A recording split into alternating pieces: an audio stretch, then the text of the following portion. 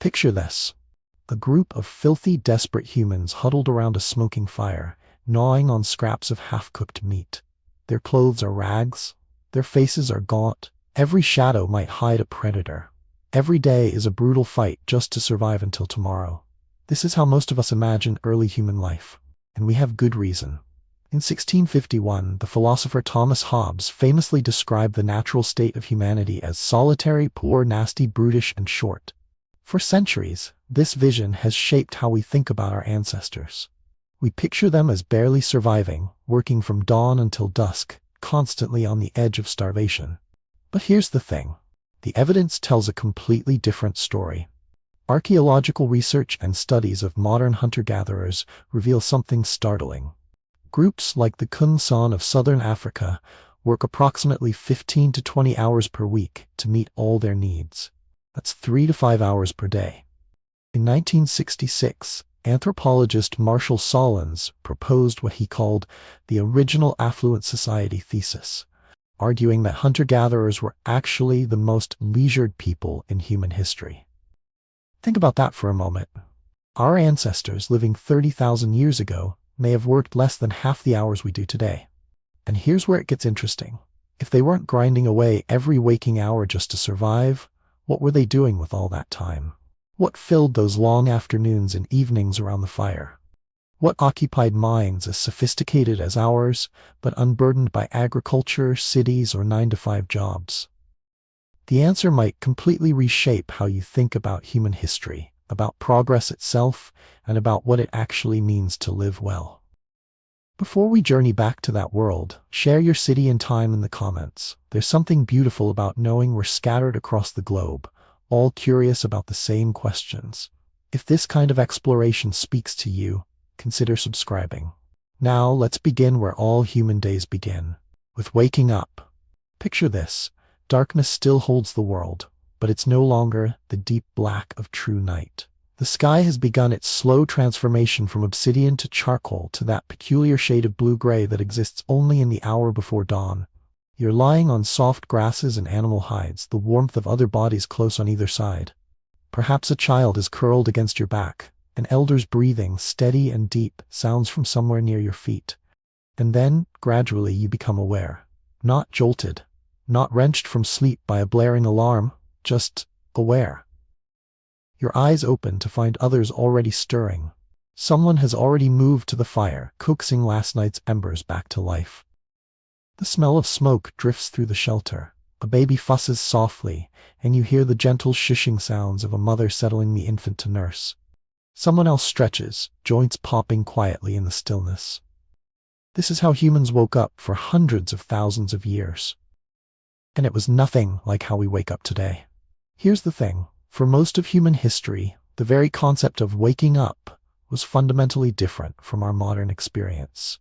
We think of sleep as a single block of unconsciousness, something we fall into at night and emerge from in the morning, ideally 8 hours later. We set alarms to jar us from this state at a predetermined time, regardless of whether our bodies are ready. We pride ourselves on hitting the ground running, on productivity from the moment our feet touch the floor. But our ancestors didn't live this way. They couldn't have. And here's what's remarkable. The evidence suggests they didn't want to. In the early 1990s, historian Roger Ekirch began noticing something strange in his research on pre-industrial Europe. Again and again, in diaries, court records, medical texts, and literature spanning from ancient Rome through the early 19th century, he found references to first sleep and second sleep. Not just occasionally. Constantly. People would go to bed shortly after dark, sleep for 3 or 4 hours, then wake for an hour or two in the middle of the night. During this wakeful period, they would pray, talk with their bedfellows, tend to fires, or simply lie in quiet contemplation. Then they would return to their second sleep until dawn. Ekirch spent 16 years documenting over 500 references to this pattern before publishing his findings. He called it segmented sleep, or biphasic sleep. And it wasn't an aberration, it was the norm. Think about what that means. The 8-hour block of consolidated sleep that we consider natural and healthy? That's actually a modern invention, dating back only to the Industrial Revolution, when artificial lighting and factory schedules demanded we compress our rest into a single efficient block. Our biology, shaped by hundreds of thousands of years of evolution, expects something different entirely. Studies of modern hunter-gatherers support this. The Hadza people of Tanzania, one of the last remaining groups to live primarily by hunting and gathering, don't use alarm clocks. They don't need to. Research shows they naturally wake around dawn, their sleep patterns synchronized with the rising sun. But their sleep isn't a solid block either. They drift in and out of lighter and deeper sleep throughout the night, with periods of wakefulness that they use for tending fires, checking on children, or simply resting quietly. Among the Hadza, sleep is communal. Groups of 25 to 50 individuals camp together, and at night, families cluster around fires. Children sleep pressed against their mothers until age 3 or 4. Elders rest near the center of the camp where the warmth is greatest. Young adults might sleep toward the periphery, their sharper senses serving as an early warning system for any disturbance. Consider this. In Blombos Cave in South Africa, archaeologists have found evidence of communal living spaces dating back 75,000 years. The cave shows clear signs of organized sleeping areas, hearths positioned to provide warmth to multiple family groups, and tools stored in ways that suggest shared spaces and shared resources. These weren't isolated individuals or even isolated nuclear families. These were communities sleeping together, waking together, beginning their days together. The social nature of waking would have been profound. Imagine never experiencing that modern isolation of waking alone in a quiet house, fumbling for your phone, the first human voice you hear coming from a podcast or a video. Instead, you wake to the presence of your entire community. The baby you hear fussing might not be your own child, but you know that child, know their parents, have watched them grow since birth. The elder coughing softly near the fire taught you to track animals when you were young. The teenager stretching nearby will go on their first major hunt soon, and you'll be there to witness it. There was no privacy in our modern sense, but there was also no loneliness. As the sky continues to lighten, the camp comes alive with gentle activity. Not frantic, not rushed. There are no meetings to get to, no commute to catch, no boss expecting you at a certain time. The very concept of being late doesn't exist. How could it? Time is measured by the sun's position, by the seasons, by the moon's phases, not by minutes and hours. Someone feeds the fire, building it up. Now that day is approaching. The smoke rises straight in the still morning air. Others begin to move about, stepping away from the sleeping area to relieve themselves, splashing water on their faces from a nearby stream if one is close. The young mother settles herself comfortably and puts her infant to breast. Anthropological data shows that in hunter-gatherer societies, nursing happens on demand whenever the child indicates hunger. There are no schedules, no 3-hour intervals, no anxiety about whether the baby is eating enough or too much. The child nurses. And that's that. The absence of urgency is perhaps the most striking difference. Modern mornings are characterized by a kind of low-grade panic. We've overslept, or we haven't slept enough. We're running late. We need coffee to function. We rush through showers, gulp down breakfast, check our phones obsessively, our cortisol levels spiking as we prepare for the day's battles. But in a Paleolithic camp, cortisol rises naturally with the dawn, just as it should.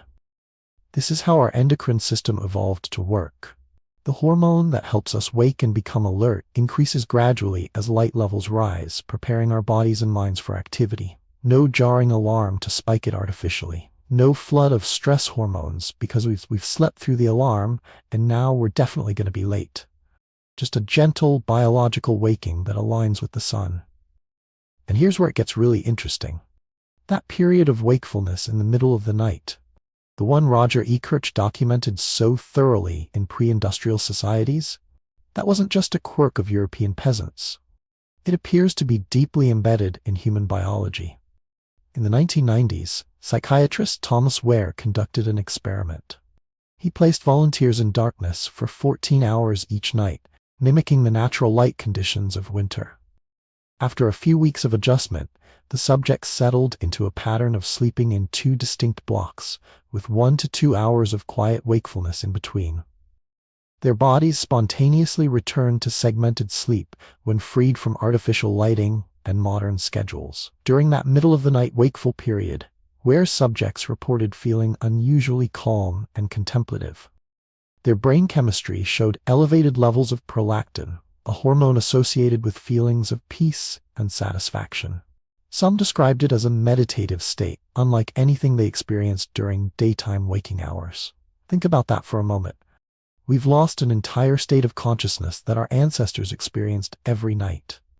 A quiet, peaceful period of wakefulness in the darkness, when the mind drifts between sleep and full alertness, when thoughts flow in unusual patterns, when the boundary between dreams and waking thoughts becomes permeable. In a Paleolithic camp, this would have been a time for quiet conversation. Lying in the darkness, warm under hides, you might whisper with your partner about the day to come. Or you might simply lie still, listening to the breathing of your sleeping community. The crackle of the fire, the night sounds of the world beyond your shelter. No pressure to be productive, no guilt about not sleeping, just a peaceful interlude, as natural as breathing. As full dawn approaches, the pace of activity increases slightly, but only slightly. An older woman might begin sorting through gathered plant materials, checking what needs to be processed today. A man might examine his spear, testing the binding that holds the stone point in place. Children who are old enough begin to stir, though the youngest remains sleeping, curled against their mothers. There's grooming. This is important, more important than we might initially think. In many primate species, grooming serves not just hygienic purposes, but social ones. It builds bonds, reduces tension, reinforces relationships. Among early humans, mornings might have included time for picking through each other's hair, checking for parasites, tending to small cuts or abrasions. These aren't chores in our modern sense. They're acts of care, moments of connection, ways of saying, I see you, I tend to you, you matter to me. A young woman braids her sister's hair, fingers moving with practiced ease. Two men sit close, one helping the other work a tangle from his beard. An elder gently examines a child's scraped knee, applying a poultice of crushed leaves. These small acts of mutual care would have been woven throughout the morning, unremarkable yet essential. The fire is fully built now, flames dancing in the growing light. Someone places stones near the heat, warming them for later use in cooking, or perhaps for warmth. Others begin to gather, sitting in loose groups around the fire, talking quietly. The conversation might be about plans for the day, or it might be about nothing in particular. Stories from dreams, observations about the weather, speculation about where the game animals might be moving. There's no agenda. No one is running a meeting. The flow of conversation is organic, people joining and leaving as they feel moved to do so. Some sit in companionable silence, simply being present with others. This is how humans are meant to socialize, how we did socialize for the vast majority of our existence as a species. Compare that to modern mornings. Many of us wake alone, or if we wake with others, we're immediately caught up in the logistics of getting ready, getting out, getting to work. Our morning conversations, if we have them at all, are functional. Did you remember to pay that bill?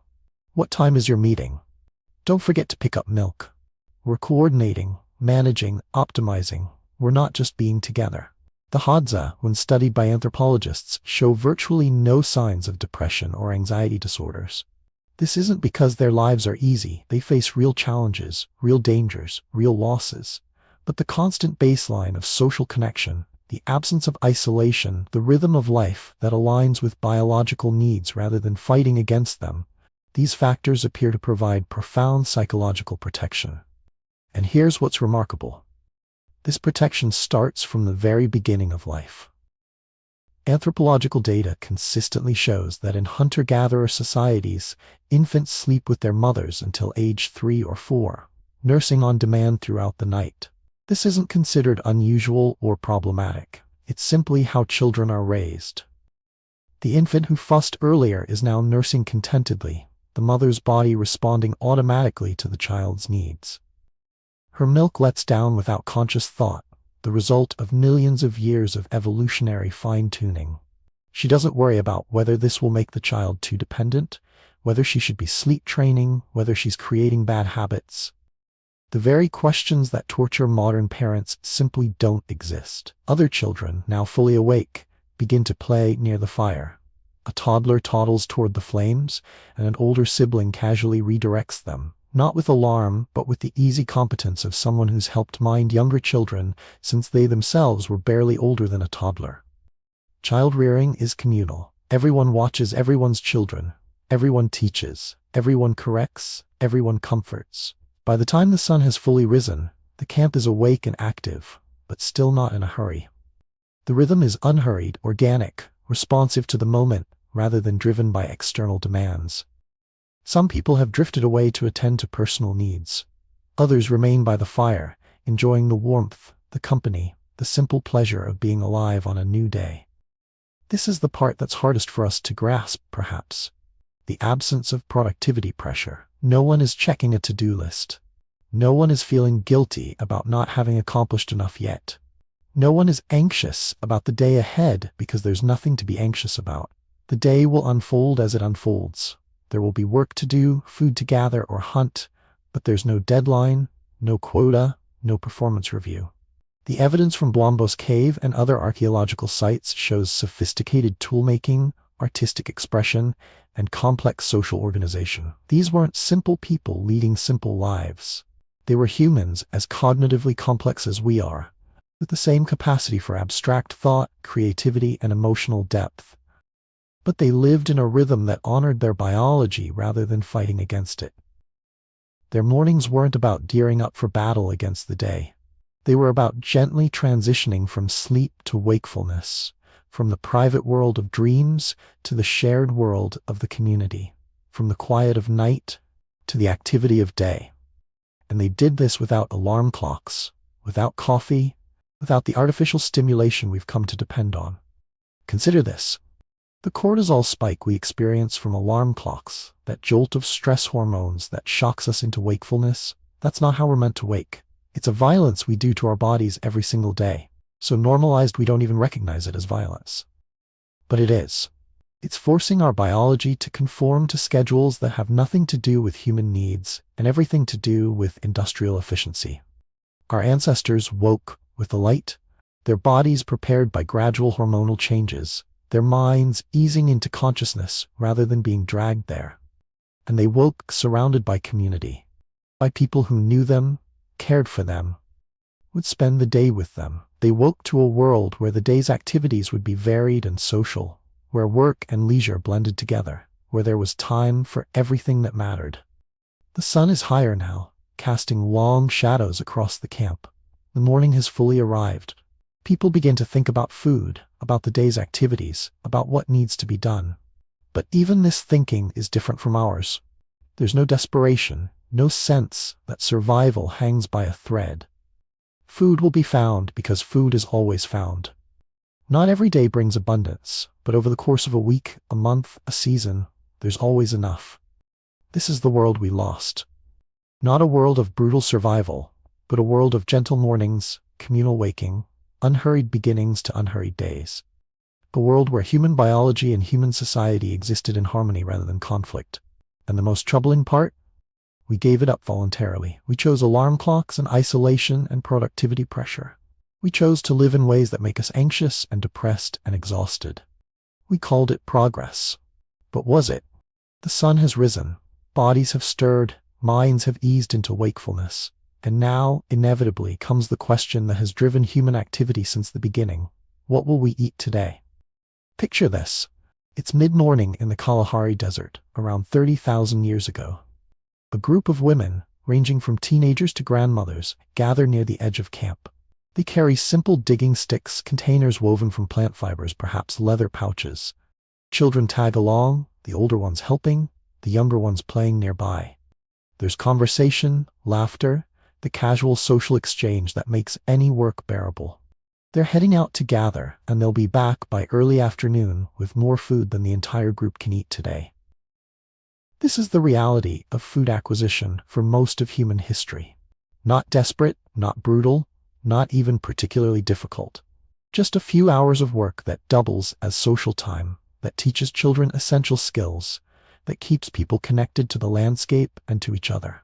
But here's where it gets interesting. We've been told for so long that early human life was a constant struggle for survival that we've never stopped to ask the obvious question.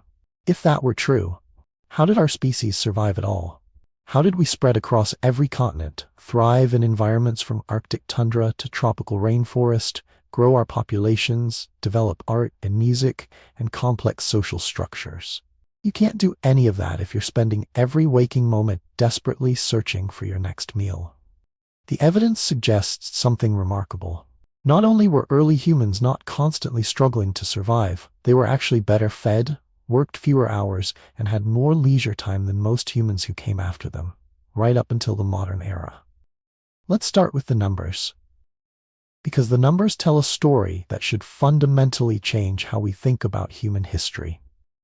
In the 1960s, anthropologist Richard Lee conducted detailed time allocation studies among the Kung-San people of the Kalahari Desert in southern Africa. These studies have become foundational to our understanding of hunter-gatherer work patterns. Lee found that Kung adults spent an average of 12 to 19 hours per week acquiring food. That's less than 3 hours per day. Even when you add in time spent on other activities like tool making, food processing, and camp maintenance, the total work time came to around 40 to 44 hours per week. But here's the crucial detail. This work was spread across 7 days, not compressed into 5 like a modern work week. It meant about 6 hours per day of what we might call productive labor. Compare that to the modern 40-hour work week, which doesn't include commuting time, doesn't include the mental load of work we carry home with us, doesn't include the time spent preparing for work, recovering from work, thinking about work. When you account for all of that, most modern workers dedicate 50 to 60 hours per week to employment. Our ancestors worked half that much, and the pattern repeats across different hunter-gatherer groups. Studies of the Hadza people in Tanzania show that women spend approximately 3 to 4 hours per day gathering plant foods. Men spend 4 to 6 hours hunting, but not every day. Hunting is intermittent, weather-dependent, opportunity-driven. A man might hunt intensively for a few days, then not hunt at all for a week. The average comes out to far less than a modern full-time job. Now, here's what makes this even more fascinating. Not all of that time was actually work in the sense we understand it. Gathering trips were social occasions. Women talked, shared knowledge, kept an eye on children, told stories. Young girls learned which plants were edible, which were medicinal, which were poisonous. They learned where to find water, how to read animal tracks, how to predict seasonal changes. This wasn't separate from gathering. It was part of gathering. The work and the education and the socializing all happened together, seamlessly integrated. Think about what that means. There was no separation between productive time and social time, between work and learning, between economic activity and community building. Everything happened at once, in the same space, with the same people. This is radically different from how we live now, where work happens in one place with one group of people, socializing happens elsewhere with different people, and education is a separate phase of life entirely, cordoned off from everything else. But let's talk about what they were actually eating, because this is where our misconceptions run deepest. We call them hunter-gatherers, and the order of those words matters. It suggests hunting came first, was more important. But the evidence shows the opposite. Gathering provided 60 to 80% of the calories in most hunter-gatherer diets. Plants, not meat, were the foundation of human nutrition for most of our history, and gathering was remarkably efficient. In good environments, gathering could yield 2,000 to 3,000 calories per hour of work. Think about that for a moment. A woman could go out for 3 hours, gather enough calories to feed herself for days, and have surplus to share. The success rate for gathering was near 100%. If you went out to gather, you came back with food. Always. The plants were there, you knew where they were, you knew which ones were edible, you collected them. Done. Hunting was a completely different story. Success rates for hunting averaged around 20 to 25%. That means 3 out of 4 hunting attempts failed. Men would track an animal for hours, only to lose the trail. They'd get close enough for a shot with a spear or arrow, only to miss. They'd wound an animal and then be unable to follow it. Hunting was difficult, uncertain, often frustrating. And yet it remained important, not primarily for calories, but for other nutrients. Meat provided protein, fat, essential vitamins that were harder to get from plant sources. It was nutritionally important even if it wasn't the caloric foundation of the diet. But here's what's really interesting about hunting. It was social, intensely social. Men hunted in groups, sharing knowledge about animal behavior, coordinating strategies, helping each other track and kill large game. And when a hunt succeeded, the meat was shared widely, not just with family, but with the entire band. This wasn't altruism in the modern sense. It was practical insurance. You shared your kill today, because next week someone else would share their kill with you. Over time, everyone benefited. The social bonds created by hunting and meat sharing were crucial to group cohesion. Now let's talk about the knowledge required for all of this, because this is where we really need to adjust our image of early humans as simple or primitive. These were people with encyclopedic knowledge of their environments. Australian Aboriginal groups used over 300 plant species for food and medicine. 300. They knew which parts of each plant were edible and when. They knew how to process toxic plants to make them safe. They knew which plants indicated the presence of water, which ones attracted certain animals, which ones could be used to make tools or containers or medicines. This knowledge was vast, detailed, and accumulated over thousands of years. It was passed down through generations, refined through experience, adapted to local conditions. A skilled gatherer could look at a landscape and see food everywhere, resources invisible to an untrained eye. They could read the seasons and the flowering of particular plants, predict animal movements based on subtle environmental cues, find water in seemingly dry landscapes. The same was true for hunting. Successful hunters needed to understand animal behavior in extraordinary detail. They needed to know how different species reacted to weather changes, what they ate and where they found it, how they moved through the landscape at different times of day and year.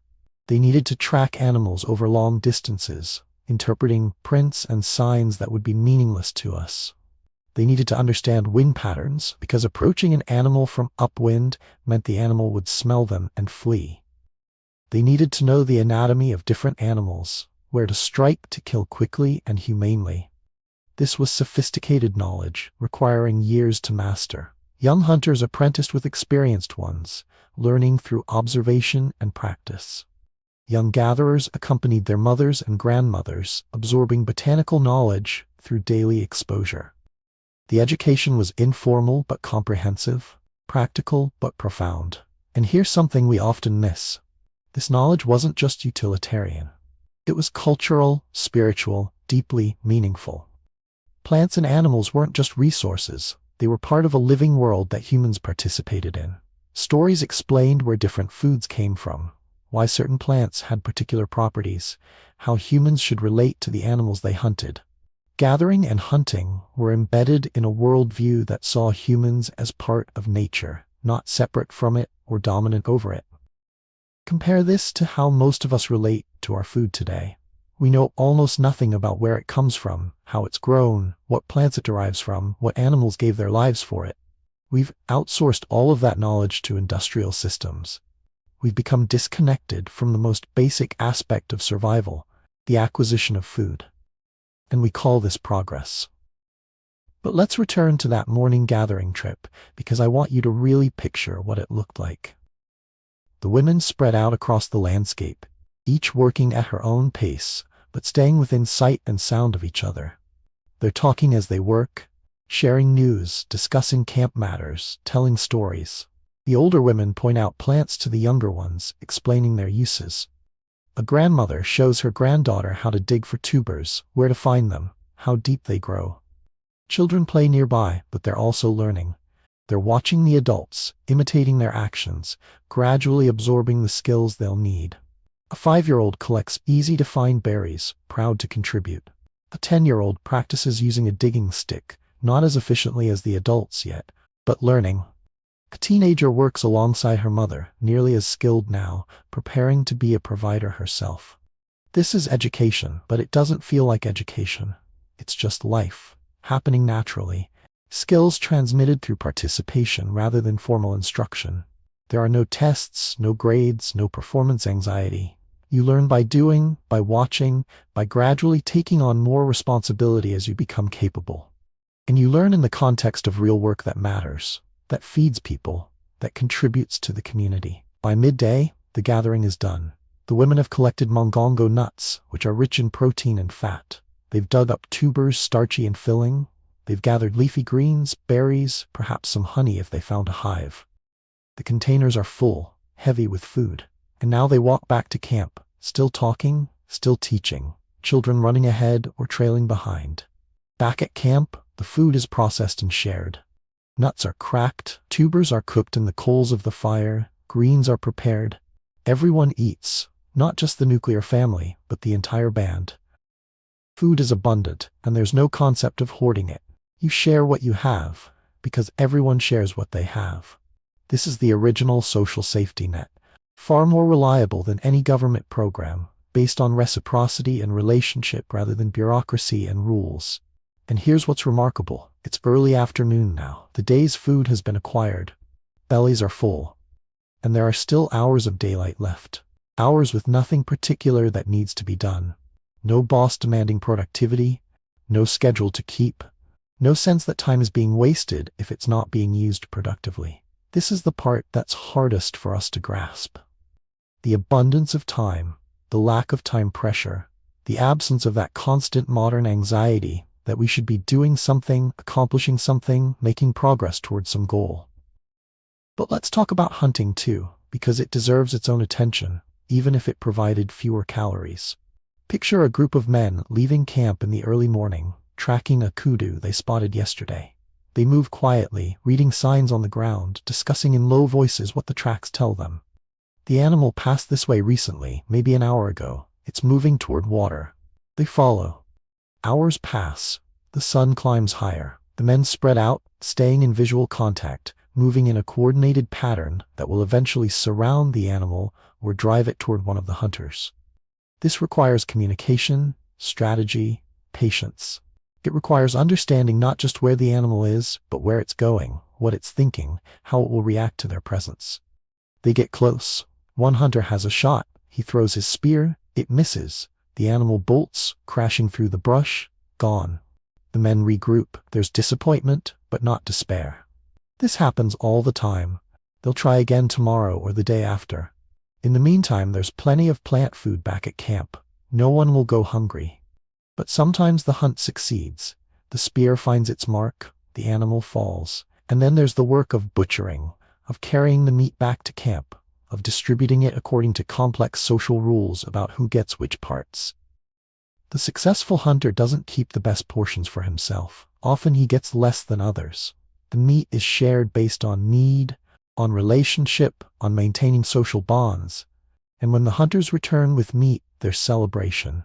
Not wild excitement, but satisfaction, appreciation, the pleasure of abundance.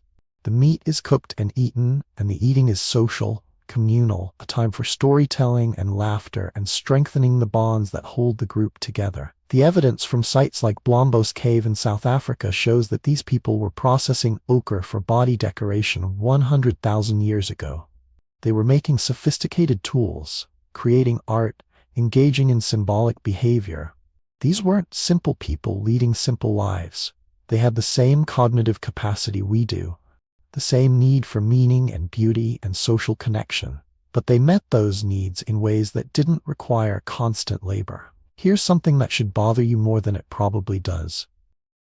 We've created a world where most people spend the majority of their waking hours doing work they don't find meaningful. To earn money to buy food they didn't grow, to live in houses they barely have time to enjoy, in communities where they barely know their neighbors. We've traded the 3-hour workday for the 50-hour work week. We've traded abundant leisure for constant busyness. We've traded community-based food sharing for individual household food insecurity, where some people have too much and others go hungry. And we call this progress. We call this civilization.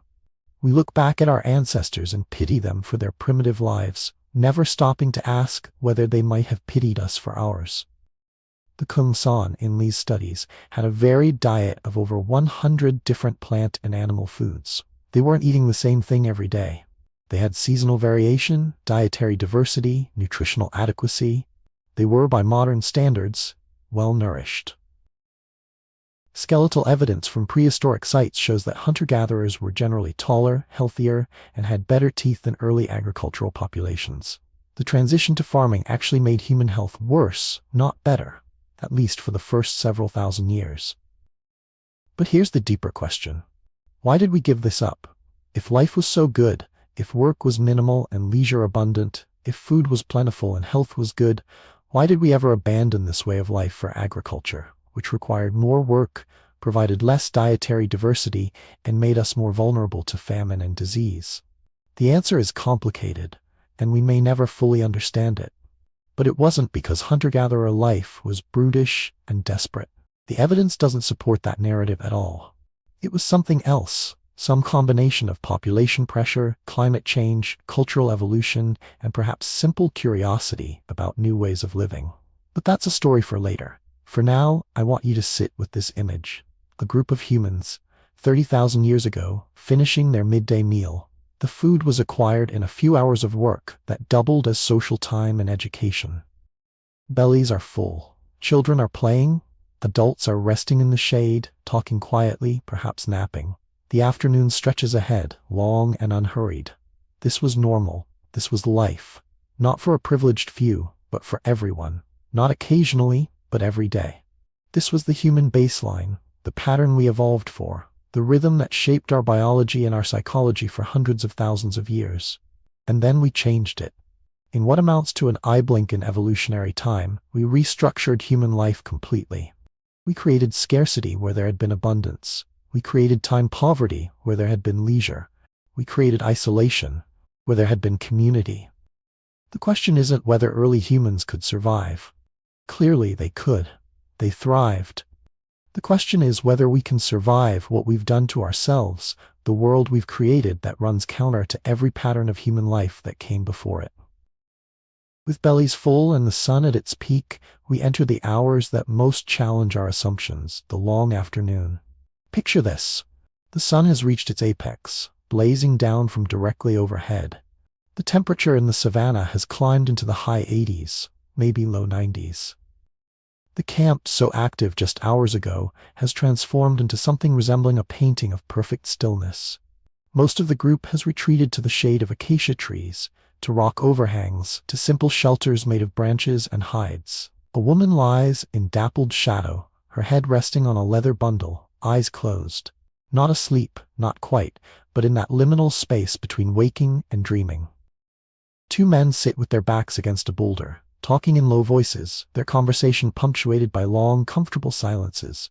Children have abandoned their energetic morning games for quieter play, drawing patterns in the dust with sticks, examining interesting pebbles. An older man is genuinely asleep, snoring softly, his face peaceful.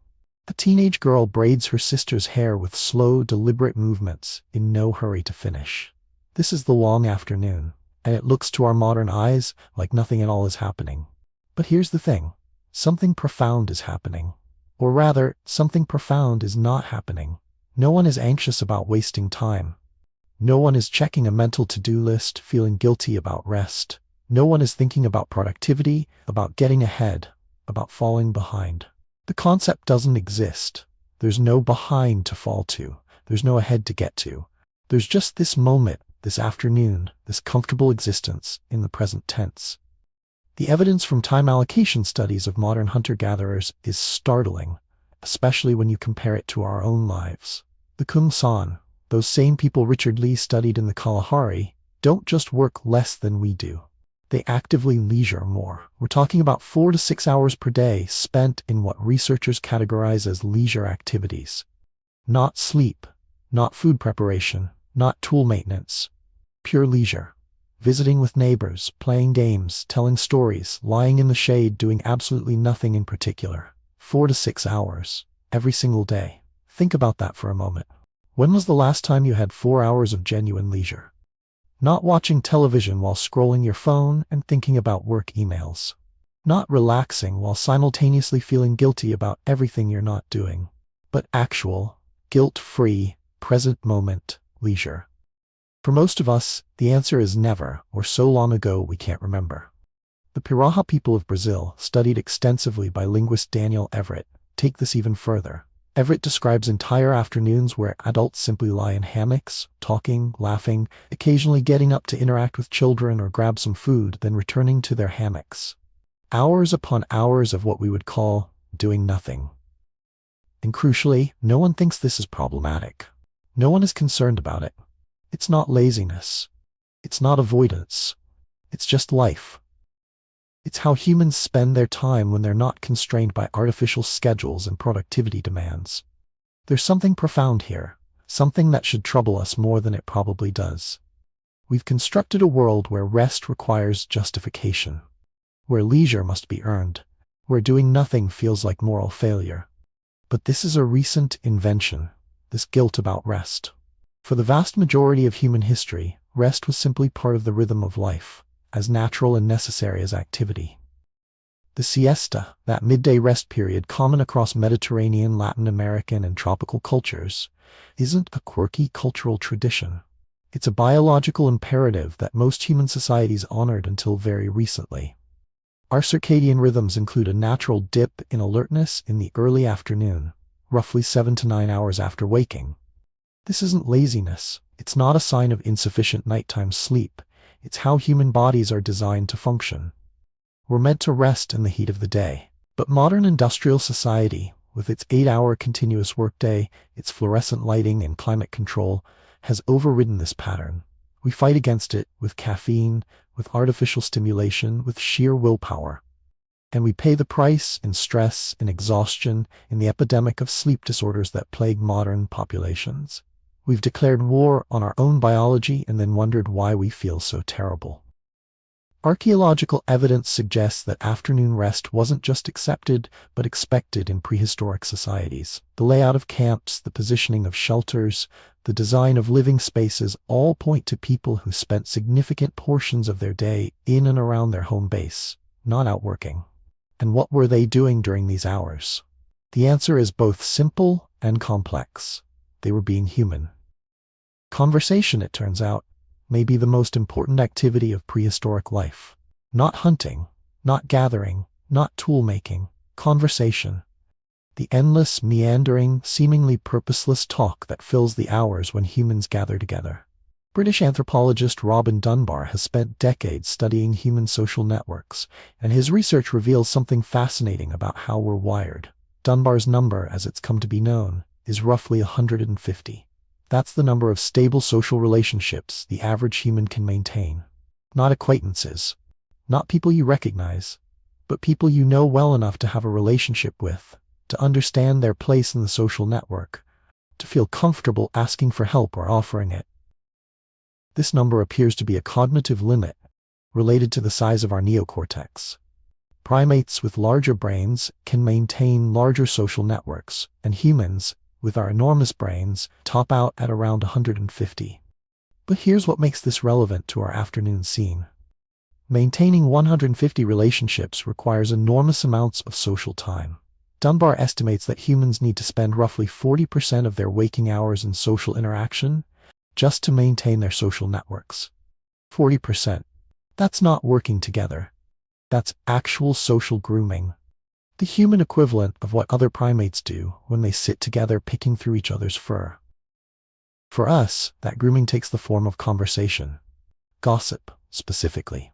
Not gossip in the negative sense, though that's certainly part of it, but gossip in the anthropological sense, the sharing of social information. Who's allied with whom? Who can be trusted? Who's having relationship problems? Who's generous? Who's stingy? Who's skilled at what?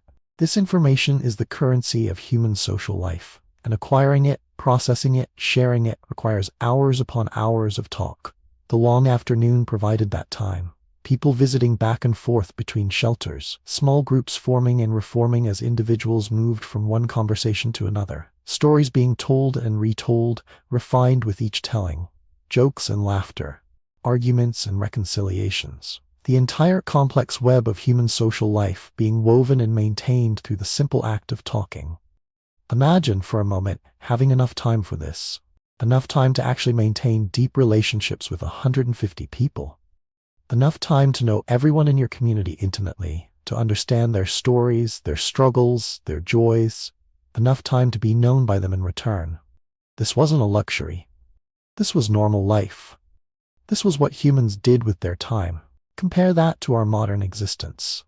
Most of us struggle to maintain relationships with even a dozen people. We're friends with hundreds on social media, but truly close to almost no one. We're lonely in crowds, isolated in cities of millions. And we wonder why rates of depression and anxiety keep climbing.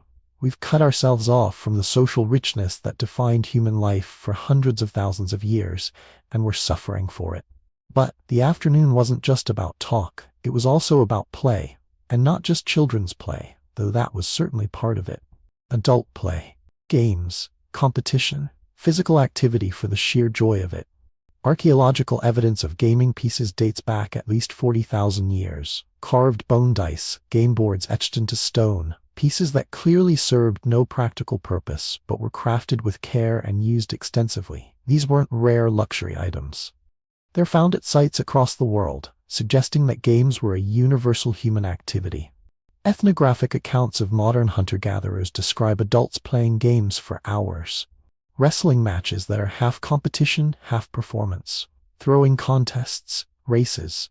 Elaborate games with complex rules passed down through generations. And dancing, always dancing. Not formal, choreographed performance, but spontaneous movement, people responding to rhythm, to music, to each other, for the sheer physical pleasure of it. This is what leisure looked like before we invented the concept of entertainment as a commodity. People made their own fun. They didn't consume entertainment created by professionals. They participated in it, created it, lived it. Everyone was a player, a dancer, a storyteller, a musician. There was no audience, no separation between performer and spectator. You didn't watch life happen. You were in it. The absence of productivity pressure is perhaps the hardest thing for us to grasp. We live in a world where time is money, where efficiency is virtue, where doing nothing is waste. These equations feel natural to us, obvious, like laws of nature. But they're not. They're recent inventions, products of industrial capitalism, and they would have been completely incomprehensible to our ancestors. In a hunter-gatherer society, there's no concept of wasting time because there's no scarcity of time. You can't save time for later. You can't invest time to get more time. Time just is. It passes whether you're working or resting, whether you're active or idle. And since the work that needs to be done is relatively minimal and can be accomplished in a few hours, there's no pressure to fill every moment with productive activity. This creates a completely different relationship with rest. Rest isn't something you earn through work. It's not a reward for productivity. It's not even really separate from work. It's just part of life, woven throughout the day, as natural as breathing. You work when work needs doing. You rest when you feel like resting. You play when the mood strikes. You talk because humans are social animals who need connection. The Kung San, in those same time allocation studies, spend more hours per day in visiting and entertaining than they do in food acquisition and preparation combined. Let that sink in. More time socializing than working. And this isn't unusual. This isn't a particularly leisured society. This is typical of hunter-gatherers across diverse environments and cultures. Humans, when not constrained by artificial systems, naturally spend most of their time in social leisure. But here's what's really fascinating. This leisure wasn't empty. It wasn't the kind of numbed-out, exhausted collapse that passes for relaxation in modern life. It was active, engaged, creative leisure. People were making things not because they had to, not for economic gain, but because making things is satisfying. Carving bone, crafting beads, experimenting with pigments. Creating art not as a separate category of activity but as something woven into daily life. Children, during these long afternoons, were learning through play. Not formal education, not lessons, but observation and imitation and experimentation. They watched adults make tools and tried making their own. They listened to stories and absorbed the knowledge embedded in them. They played hunting games that taught them tracking and strategy. They climbed trees and threw stones and tested their bodies, developing the physical skills they'd need as adults. And crucially, they did this in mixed age groups. Toddlers playing alongside teenagers, playing alongside adults. Everyone learning from everyone else. Knowledge flowing naturally through the community without formal instruction. The 3-year-old watching the 7-year-old, watching the 15-year-old, watching the adult. Skills and knowledge transmitted not through teaching, but through living together. This kind of learning requires time. It requires the long, unstructured hours we've eliminated from modern childhood. We've replaced free play with scheduled activities, replaced mixed age groups with age-segregated classrooms, replaced learning through living with formal instruction. And then we wonder why children seem less capable, less resilient, less creative than previous generations. The afternoon would eventually give way to more focused activity. Tools that needed making, hides that needed processing, baskets that needed weaving. But even this work was social, done in groups, accompanied by conversation and laughter. The line between work and leisure was blurry, permeable. You might be scraping a hide while gossiping with friends, making a basket while supervising children, napping a stone tool while telling a story. This integration of work and social life is something we've lost almost completely. We work in isolation or in the artificial sociality of workplace relationships. We come home exhausted and collapse in front of screens. We've separated work from life so completely that we need the concept of work-life balance to describe what should be a natural integration. There's a melancholy in contemplating this lost world, not because we can return to it, we can't, but because it reveals how far we've drifted from patterns that sustained human well-being for hundreds of thousands of years. We've created material abundance beyond anything our ancestors could have imagined. We have technology, medicine, knowledge, comfort, but we've also created time poverty, social isolation, chronic stress, and a pervasive sense that we're not living the way we're meant to live. The Kung San elder, interviewed by Richard Lee, when asked what he thought about the modern world, said something that should haunt us. He said that modern people seemed very busy and very unhappy, always rushing, always worried, never satisfied. He couldn't understand why anyone would choose to live that way. He felt sorry for us. Think about what that means. A man living in one of the harshest environments on Earth, with none of our technology or material wealth, felt sorry for us, not envious. Sorry. Because he had something we don't have. Time, community, a life where work and rest and play and social connection all flowed together naturally, where there was enough of everything that mattered, where the pace of life matched the pace of human biology.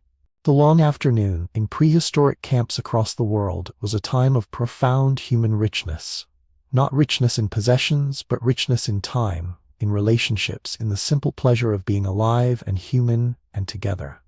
It was a time when conversation was the primary activity, when play wasn't just for children, when rest required no justification, when doing nothing was a perfectly legitimate way to spend several hours.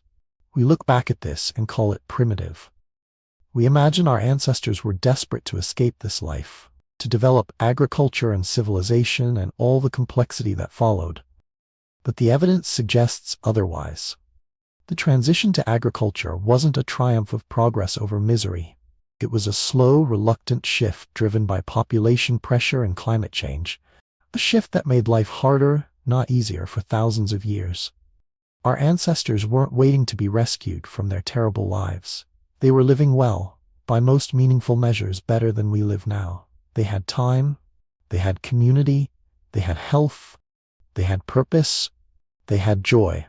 What they didn't have was material accumulation, technological complexity, or the ability to support large, dense populations. Whether that trade-off was worth it is a question we still haven't answered. As the afternoon stretches on, as shadows begin to lengthen and the heat slowly releases its grip on the day, people begin to stir from their rest. Not all at once, not on any schedule, but gradually, naturally. Someone gets up to check on a child.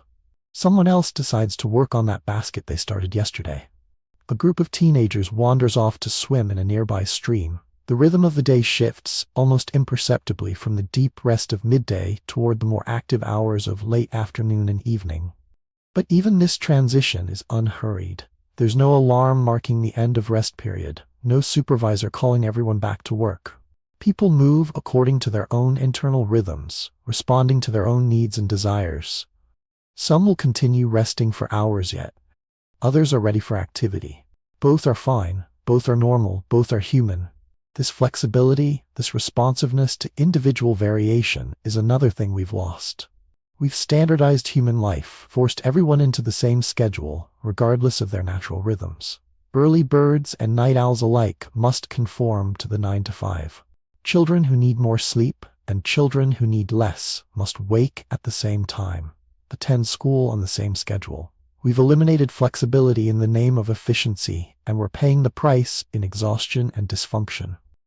But in that prehistoric camp, as the afternoon slowly transforms into evening, people are simply being human, resting when they need rest, active when they feel energetic, social when they crave connection, solitary when they need space, living in harmony with their own biology rather than in constant battle against it. There's something profound here, something we need to sit with.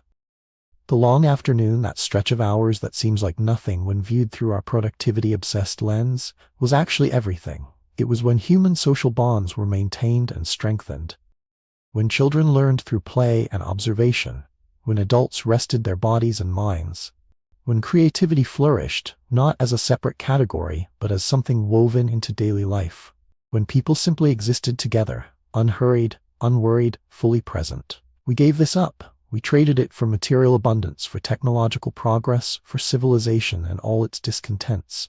Whether that was a good trade is something each of us must decide for ourselves. But we should at least be honest about what we lost. We lost time. We lost ease. We lost the deep security of living in stable communities where everyone knew everyone and no one was alone. We lost the rhythm of life that matched our biology. We lost the long afternoon. And having lost it, we've forgotten it ever existed. We look back and see only misery and struggle, projecting our own anxiety onto people who likely felt none. We assume they must have wanted what we have, must have been striving toward our kind of life. But maybe they weren't. Maybe they had something better, at least in some ways that matter. Maybe the long afternoon, with its rest and play and conversation and unhurried ease, was a kind of wealth we can barely imagine. Picture this. You are sitting cross-legged on the packed earth, the afternoon sunlight filtering through the branches, gold and dappled on your skin. In your palm rests a bead, smooth, cool, impossibly old. It is a Nassarius shell bead, small enough to roll between your fingertips.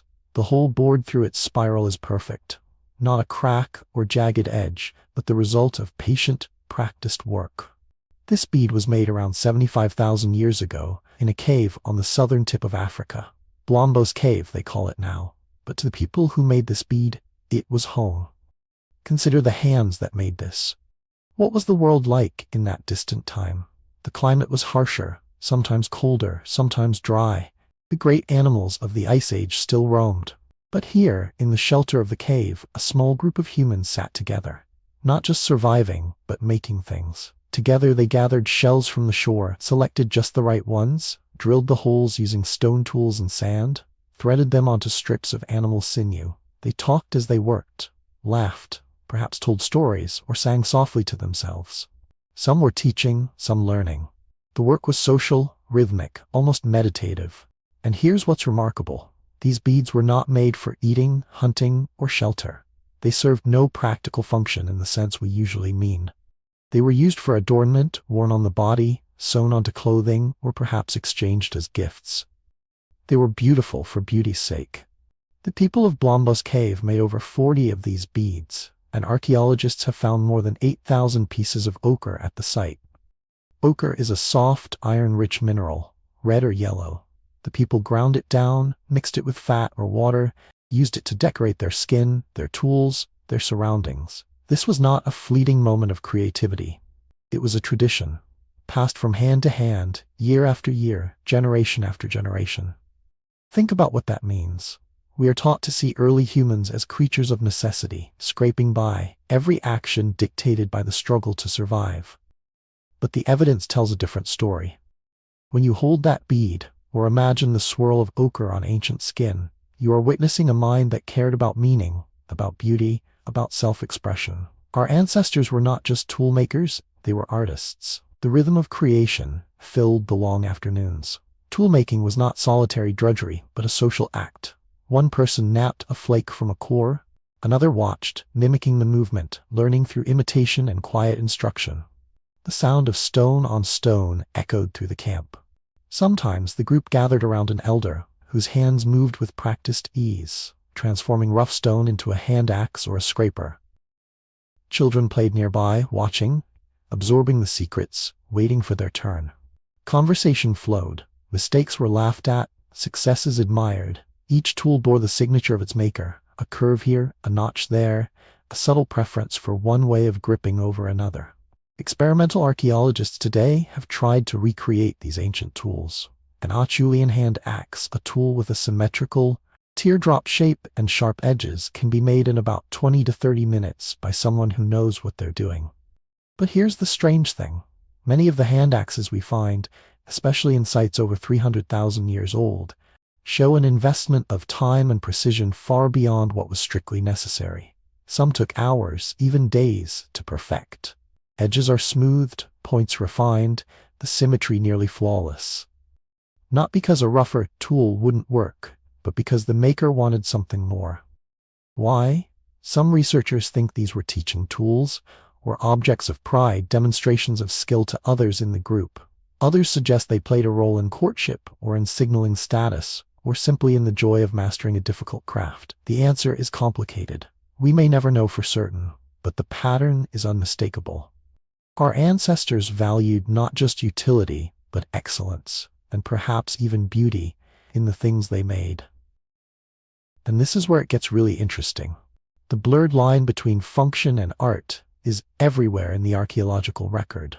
The earliest evidence of painting dates back at least 100,000 years, red ochre streaks on rock, deliberate, placed with care. But it is in the caves of Europe, tens of thousands of years later, that this impulse explodes into something hauntingly familiar. Picture Chauvet Cave in southern France. The year is around 36,000 years ago.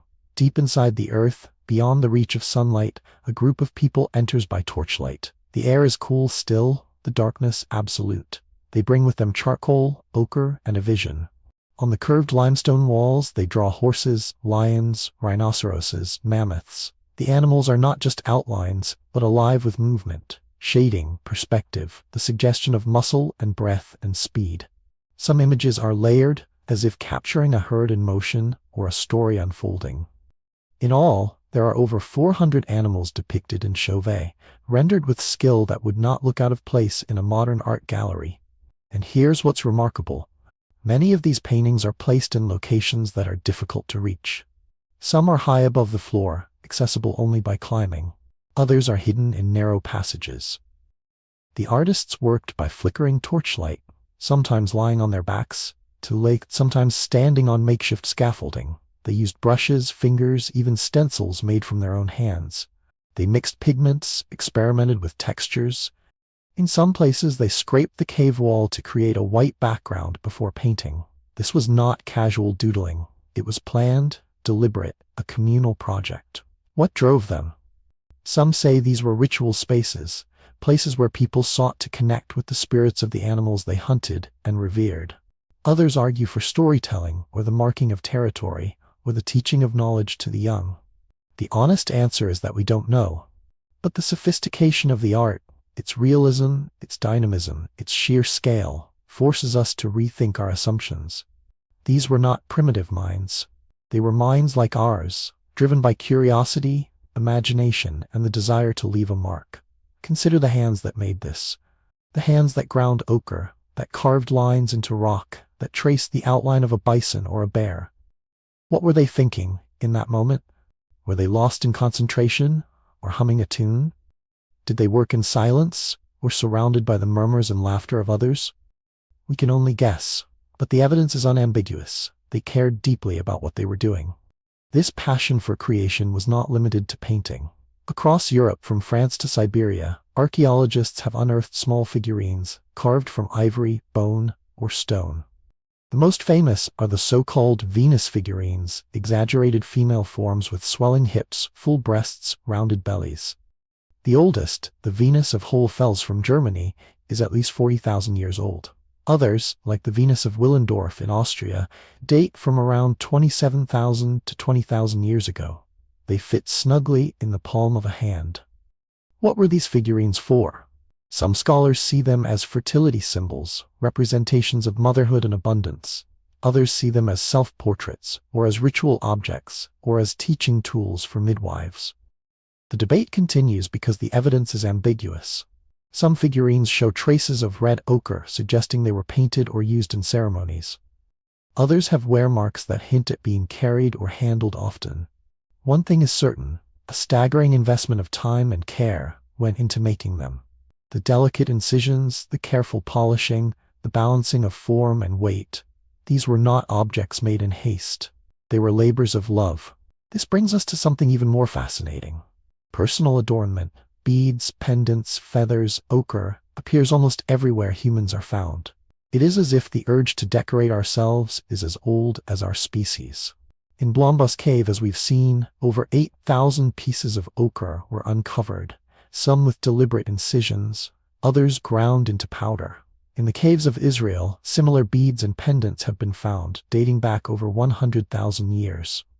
In Dolní Věstonice, in what is now the Czech Republic, people 29,000 years ago made thousands of clay figurines and animal carvings. Some small enough to be worn, others large enough to sit in the center of a shelter. The time investment is staggering. Making a single bead might take hours, first collecting the raw material, then shaping, drilling, polishing, threading. Making enough for a necklace or a belt could require days of labor. And yet, people did it willingly, again and again, over millennia. Why invest so much in something that cannot be eaten, cannot hunt, cannot keep you warm?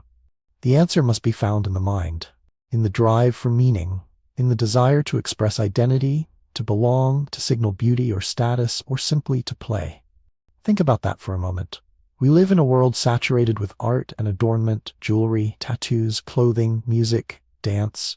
It is easy to forget that this is not a recent development. It is one of the oldest, most universal features of our species.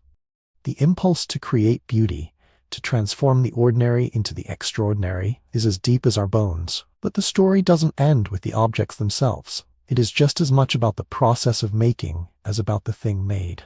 Craft is, in many ways, a form of meditation. The repeated movement of hand and tool, the rhythm of grinding ochre, the careful threading of shell onto sinew. The mind enters a different state. Time slows, worries fade, the senses sharpen. This is not work in the modern sense, but something closer to flow, a merging of action and awareness, a quiet satisfaction in the act of creation. Some researchers believe that these craft activities played a vital role in mental health. The regularity of the actions, the sense of accomplishment, the opportunity for social interaction, all of these things would have soothed and strengthened the mind. Compare that to our own world, where anxiety and distraction often rule the day. The rhythm of ancient craft was a balm. And it was not just adults who participated. Children learned by watching, by helping, by being gently corrected and praised. The skills were passed down without written instruction, embodied in gesture and repetition. The group as a whole benefited. Knowledge was not hoarded but shared. The best toolmakers taught others. The most creative artists inspired imitation. This is what makes early human communities so fascinating. The way skill and knowledge circulated, binding people together across generations. Now, let's return for a moment to the Acheulean hand axes. Some of these tools, as we've said, could be made quickly, in under half an hour. But the masterpieces, the symmetrical, carefully finished examples, required so much more. Archaeologists have found hand axes that seem never to have been used, their edges unworn, their surfaces polished. Some are found in deposits with dozens, even hundreds of similar objects, almost as if they were offerings or displays. The evidence suggests that sometimes the making was the point, not the using. Here's the thing. In a world without museums or galleries, These objects were the art. They were carried, admired, perhaps given as gifts or displayed with pride. The act of making was a kind of performance, a demonstration of mastery and patience. The line between tool and artwork was thin, sometimes invisible. But that was just the beginning. The urge to decorate, to beautify, to create meaning from matter extended to every aspect of life. Clothing was often made from animal skins, but rarely left plain. Edges were fringed, decorated with shells or bone beads. Some groups used plant fibers to weave baskets or mats, their surfaces adorned with geometric patterns. Even tools, scrapers, spear points, atlatls were occasionally incised with lines, dots, or animal forms. These marks had no practical function. They were messages, perhaps, or signatures, or simply the joy of making something more than it needed to be. In some cases, the investment went even further. The caves of Altamira in Spain, Lascaux in France, and Pechmerel, each a cathedral of Paleolithic art, required not only artistic skill, but logistical planning. Torches had to be made, pigments gathered and prepared, scaffolds built. Some paintings are high on the ceilings, others deep in winding corridors. The people who made them worked in teams, coordinating their efforts, sharing ideas and techniques. It was a collective act of creation, a celebration of shared meaning. But why do it? Why spend so much time and effort on something that would only be seen by a few in the flickering torchlight deep underground? Some researchers think these were ritual spaces, places of initiation or ceremony. Others argue for storytelling, or the transmission of knowledge, maps of the animal world, guides for the hunt. Still others see them as acts of play, or as the joyful assertion of presence. The answer is probably all of these and more. The mystery remains unsolved. What we do know is that the art survives. The beads, the figurines, the painted caves, they are messages in a bottle sent across tens of thousands of years. When we find them, we are not just looking at objects. We are touching the minds that made them. We are hearing the echo of laughter, the murmur of conversation, the quiet concentration of hands at work. Consider the hands that made this. The hands belong to people like us. People who loved, who grieved, who told stories, who dreamed. People who found beauty in the world and wanted to add to it. People who sat in the shade on a long afternoon, surrounded by friends and family, and made something new. Think about what that means.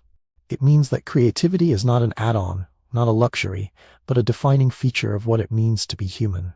It means that art and craft are not separate from life, but woven into its very fabric. The beads of Blombos, the ochre of ancient Africa, the hand axes of the Acheulean, the paintings of Chauvet and Lascaux, the Venus figurines, all are witnesses to a mind that reached beyond necessity. And here's what's remarkable. This impulse has never vanished. It is found in every culture, in every time, in every place where humans have lived. The urge to create, to decorate, to make meaning from matter is as old as our species. But there's also something haunting here. So much has been lost. For every bead or painting that survives, thousands have vanished, scattered by time, destroyed by water or fire or the simple passage of years. The stories they told, the hands that made them, are mostly gone. The conversations, the laughter, the songs sung as ochre was ground or beads were strung, silent now. The knowledge of how to shape a hand axe with perfect symmetry, how to mix pigments for the deepest red or richest black, how to carve a figurine that fits perfectly in the palm, much of this is lost forever. And yet, in the objects that remain we catch glimpses. We see the patience, the skill, the quiet pride. We see the persistence of beauty, even in the harshest times. We see ourselves. What does this mean for us now? It means that when we make things, when we paint or knit or shape clay or decorate our bodies, we are doing something profoundly ancient. We are reaching back, across the millennia, to join hands with our ancestors.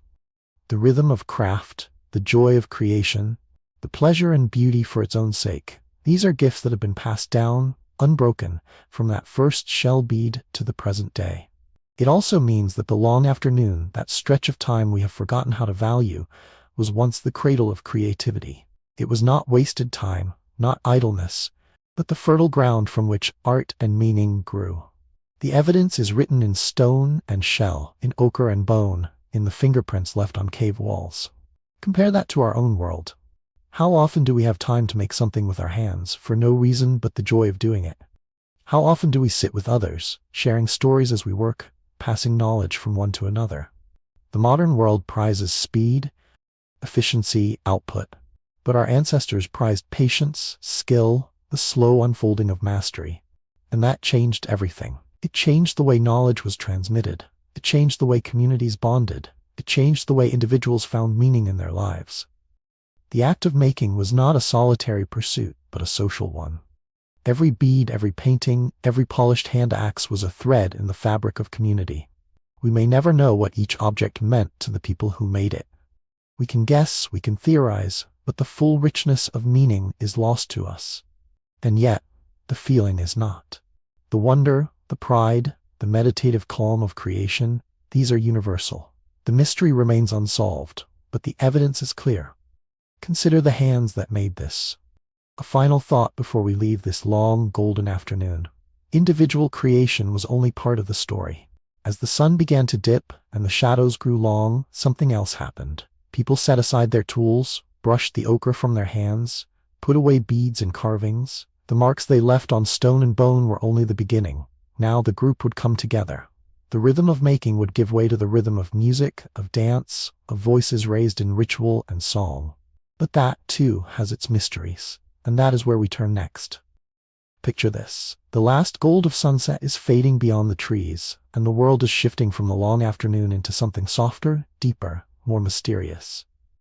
The air cools, shadows lengthen and merge. Someone in the gathering bends to coax a spark from dry tinder. The first curl of smoke becomes a thread of flame, and soon there's a fire, a living, flickering heart at the center of the human world. People drift toward it, drawn by both need and instinct.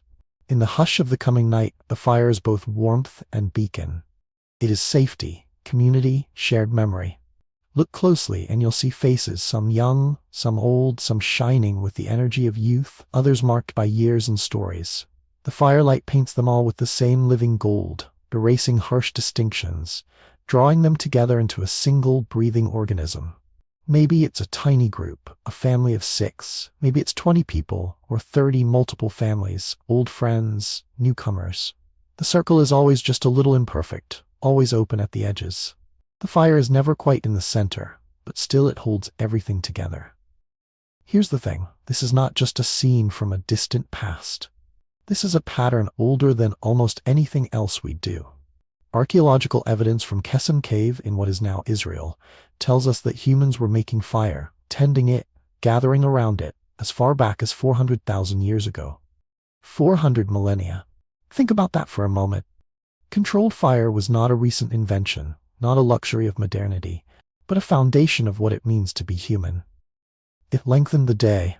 It made the darkness less frightening. It let people cook and stay warm and share food. But more than any of these, it created a space, a kind of social stage, where something remarkable could unfold. The fire is a technology, yes, but it is also a kind of magic. It changes not just what people do, but how they are together. There's something almost sacred here, in the way firelight draws people in, slows their movements, softens their voices. The world beyond the ring of light becomes invisible, unthreatening. Inside the circle, time seems to dilate. People lean in, they listen, and perhaps, just perhaps, this is where culture was truly born. Why do I say that? Because when you look at what happens in these firelit hours, you see something that is both universal and astonishingly sophisticated. Here's where stories are told, not just for entertainment, but as a way of transmitting knowledge, values, warnings, dreams. Here's where music is made, where rhythm and melody join voices and hands and feet in shared creation. Here is where ritual emerges, marking the cycles of season and life, binding individuals into a single, breathing community. Here is where elders, living libraries of memory, pass down all that matters to the next generation. Polly Wiesner, an anthropologist who spent years with the Juhoansi or Kungsan people of the Kalahari, noticed something extraordinary about firelight. During the day, conversation is practical, focused on work, who hunted what, where to find water, how to fix a tool. But at night, around the fire, everything changes. Wiesner recorded thousands of hours of talk and found that 81% of firelit conversations were stories, tales of the past, myths, social dramas, whereas only 34% of daytime talk was narrative. That's a staggering difference. The fire does not just extend the day, it transforms it. It makes time for memory, for imagination, for the weaving of identity itself. Think about what that means. In the day, we are animals, busy, hungry, efficient, concerned with survival. At night, we become something else. We become creators of meaning. The fire is more than warmth. It is a crucible in which humanity is remade every night. This is what makes the fire so haunting, so essential. It is not just chemical energy. It is a social technology, a stage for the oldest drama of all, the telling of who we are, who we were, and who we hope to become. Listen closely, and you might hear the first story begin. Maybe it's the oldest woman in the group, her voice low and rhythmic, the words falling into the hush like beads onto a string. Maybe it's a child, eager to share a tale they half remember, half invent. The others lean in. The story may be about a hunt, or a trickster animal, or an ancestor who lived in a world not quite like this one. There are lessons here, but they are hidden, gentle, woven into the fabric of delight. Storytelling is education, yes, but it is also something more. It is entertainment, a way to pass the hours, to make the darkness friendly. It is social glue, binding people together in laughter, in suspense, in the shared ritual of listening. And it is, always, a way of remembering. Every story told is a thread running backward in time, connecting tonight's listeners to generations gone. Now here's where it gets really interesting. Stories are not just about the past. They shape the future. They teach children how to behave, what to fear, whom to trust. They encode information about the world, where the water holes are, which plants are safe, how to survive a drought. And because they are told at night, in the absence of distraction, they sink deep. Memory is stronger in the hush of firelight. Compare that to modern life. How often do we sit in a circle, with nothing but each other and the flicker of flame, and listen without distraction? How many of our stories are told face to face, passed from one living voice to another, rather than filtered through screens? The answer is sobering. But that was just the beginning. Story was only one thread in the tapestry of firelit culture. There was also music, and not just humming or whistling, but real, structured sound. The oldest known musical instrument is a bone flute found in the Hohlefels cave in Germany, dated to about 40,000 years ago. That's before the last ice age reached its peak, before the domestication of the dog, before the invention of pottery or the bow and arrow. Someone, somewhere, carved holes in a vulture bone, learned to shape breath into melody. And someone else listened and remembered and perhaps answered with their own song. Think about that for a moment. Music is not a recent invention. It is not an afterthought. It is as old as art, as old as story, as old as the fire itself. There's evidence of ancient drums, rattles, and even stringed instruments scattered across the prehistoric record. Fragile things, mostly vanished, but their echoes remain in the rhythms of every human culture. Here's the thing. Rhythm is universal. Every culture ever studied, from the Arctic to the Amazon, has some form of music and dance. Babies move to music before they can walk. The heartbeat, the drum, the clapping of hands, these are patterns that speak to something deep in the nervous system. Around the fire, people sang. They drummed on logs or stones. They clapped, stamped, swayed. The music was not performance, not something separate from life, but a way of being together, of syncing bodies and minds in a single, pulsing rhythm. Why did this matter so much? Some researchers think music was a kind of emotional technology, a way of calming anxiety, forging bonds, synchronizing moods. Others argue that it was a training ground for bigger brains, a place to practice imitation, turn-taking, social prediction. The answer is probably both. What is clear is that music and dance, like story, were not luxuries. They were necessities, woven into the fabric of every evening. And then, as the music faded, something even stranger might happen. Ritual. A word that sounds heavy, almost intimidating, but in the firelight it is often gentle, even playful. Ritual is how a group marks time, how it says goodbye to the old and welcomes the new. Maybe it's a coming-of-age dance, a marking of the full moon, a farewell for a hunter lost, a blessing for new life. Ritual is story made flesh, repeated, remembered, binding the group to the cycles of the earth and the sky. Consider Göbekli Tepe, in southeastern Turkey, a place that should not exist, at least according to our old assumptions. 11,600 years ago, long before the first known cities, before agriculture had fully taken hold, people gathered here to carve vast stone pillars, each weighing up to 20 tons, arrange them in circles, and decorate them with images of animals and mysterious symbols. There are no signs of permanent settlement, no evidence of ordinary daily life. It is a place of gathering, of ceremony, of ritual. A place where hundreds, perhaps thousands, came together for reasons we can only guess at. The honest answer is that we don't know exactly what happened at Göbekli Tepe. Some say it was a temple, a place for the dead, a calendar in stone. Others see it as a theater, a place for storytelling and performance, or a site for forging alliances between distant groups. What is clear is that the urge to gather, to mark time, to create meaning together, is older than farming, older than writing, older than anything we call civilization. Picture the firelight at Göbekli Tepe, flickering on those carved animal shapes as people sang, danced, or told stories. The same pattern magnified, a circle, the gathering, a passage from ordinary time into something heightened, almost sacred. And this brings us to something even more fascinating, the transmission of knowledge. In the fire-lit hours, when the pace of life slows, the elders become living libraries. They hold the stories, the songs, the rituals, the knowledge of plants and animals, the memory of good years and bad. The young listen, not because they are forced, but because the stories are alive, urgent, necessary. Knowledge is not written down, not locked in books, but embodied, enacted, sung, danced, told and retold until it is woven into the bones. This is what makes oral tradition so remarkable. It is not fragile, not easily lost, because it is constantly renewed. Every night, in every telling, it is reborn. But it is also vulnerable. If the chain of transmission is broken, all that knowledge can vanish in a single generation. But in some places, the chain has held for astonishing spans of time. Consider the Australian Aboriginal songlines, networks of story and song that serve as oral maps, stretching for thousands of kilometers across the continent. These songlines encode information about landmarks, water sources, routes, and sacred sites. They are navigational tools, but also spiritual paths, linking people to ancestors and to the land itself. Some songlines have been transmitted for over 10,000 years. 10 millennia of unbroken memory, sung from parent to child, group to group, night after night, in the firelight. Think about what that means. Before maps, before writing, before even the idea of a history, people were keeping track of place, of time, of belonging, through song and story. The living world became a text, and every singer was both reader and author.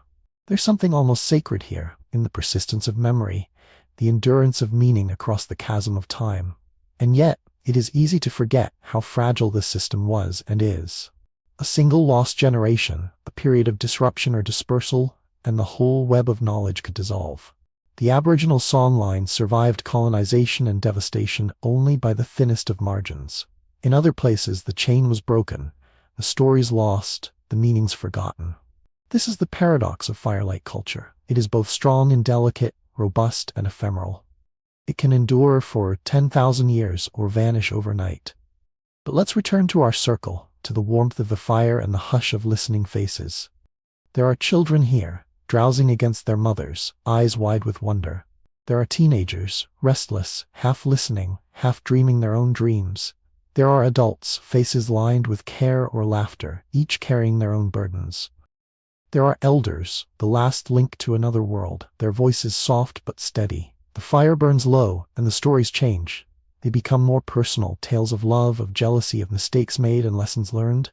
They become more philosophical, questions about why the world is as it is, what happens after death, where the ancestors went. Sometimes there is silence, not awkward, but companionable. The fire crackles, the night deepens, stars wheel overhead. This is what makes these hours so profound. They are outside ordinary time. They are the birthplace of meaning, the crucible of culture. In the flickering light, people become more than themselves. They become participants in a drama that stretches backward, unbroken, for hundreds of thousands of years. And perhaps, just perhaps, this is the true legacy of the fire. Not the warmth, not the safety, not even the cooked food, but the space it made for us to come together, to listen, to remember, to dream. Let's linger a little longer with the evidence, because it matters. At Kesem Cave, archaeologists have found thick layers of ash, burned bones, and hundreds of flint tools clustered around what was clearly a hearth, a carefully maintained fire pit. The layers of ash are up to 50 centimeters deep, built up over thousands of years. People kept the fire burning, night after night, generation after generation, in the same spot. The hearth became the anchor of the home, the center of gravity for all other activity. And at Hohlefels, that bone flute, delicate hollowed from a griffon vulture's wing, was found with other artifacts of daily life: beads, carvings, tools. The flute has 5 finger holes, spaced to produce a scale similar to modern pentatonic tuning. Someone, 40,000 years ago, was not just making noise, but music, composed, intentional, beautiful.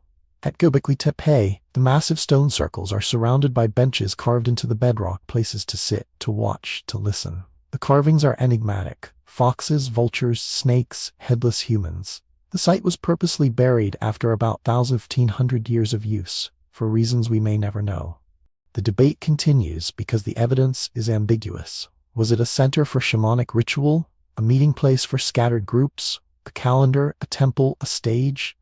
The answer is complicated.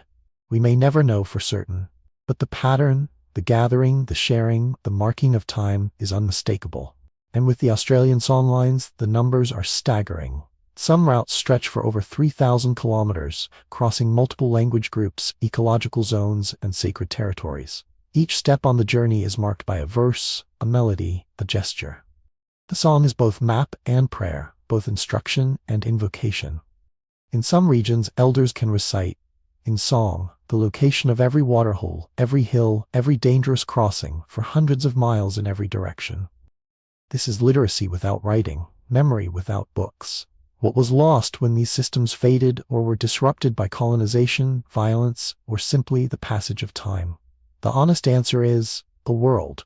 Not just a set of facts, but a way of being, a way of knowing, of belonging, of making sense of life and death and everything in between. Compare that to the modern world, where information is everywhere, but wisdom is often hard to find. We can Google anything, but we rarely listen with the attention of someone whose life depends on remembering. We have libraries, but we lack living libraries, elders who carry memory in their bodies, who can answer not just what, but why. There's something haunting about that loss. But there is also comfort, a kind of solace, in knowing that the firelight hours are not entirely gone. They persist, in fragments, in family dinners, in campfire songs, in the stories we tell our children as they fall asleep. The pattern is still there, waiting. Now, let's look at the competing theories about why firelight became the birthplace of culture. Some anthropologists argue that the extended hours of wakefulness made possible by fire gave humans more time to think, to plan, to imagine alternatives. Others suggest that the darkness outside the fire forced people to turn inward, to focus on each other, to bond in new ways. Still others point to the safety provided by fire, its power to keep predators at bay, making it possible for larger groups to gather without fear. There are even theories that the flicker of firelight itself, with its rhythmic movement and warm spectrum, triggers particular brain states, states conducive to relaxation, openness, creativity.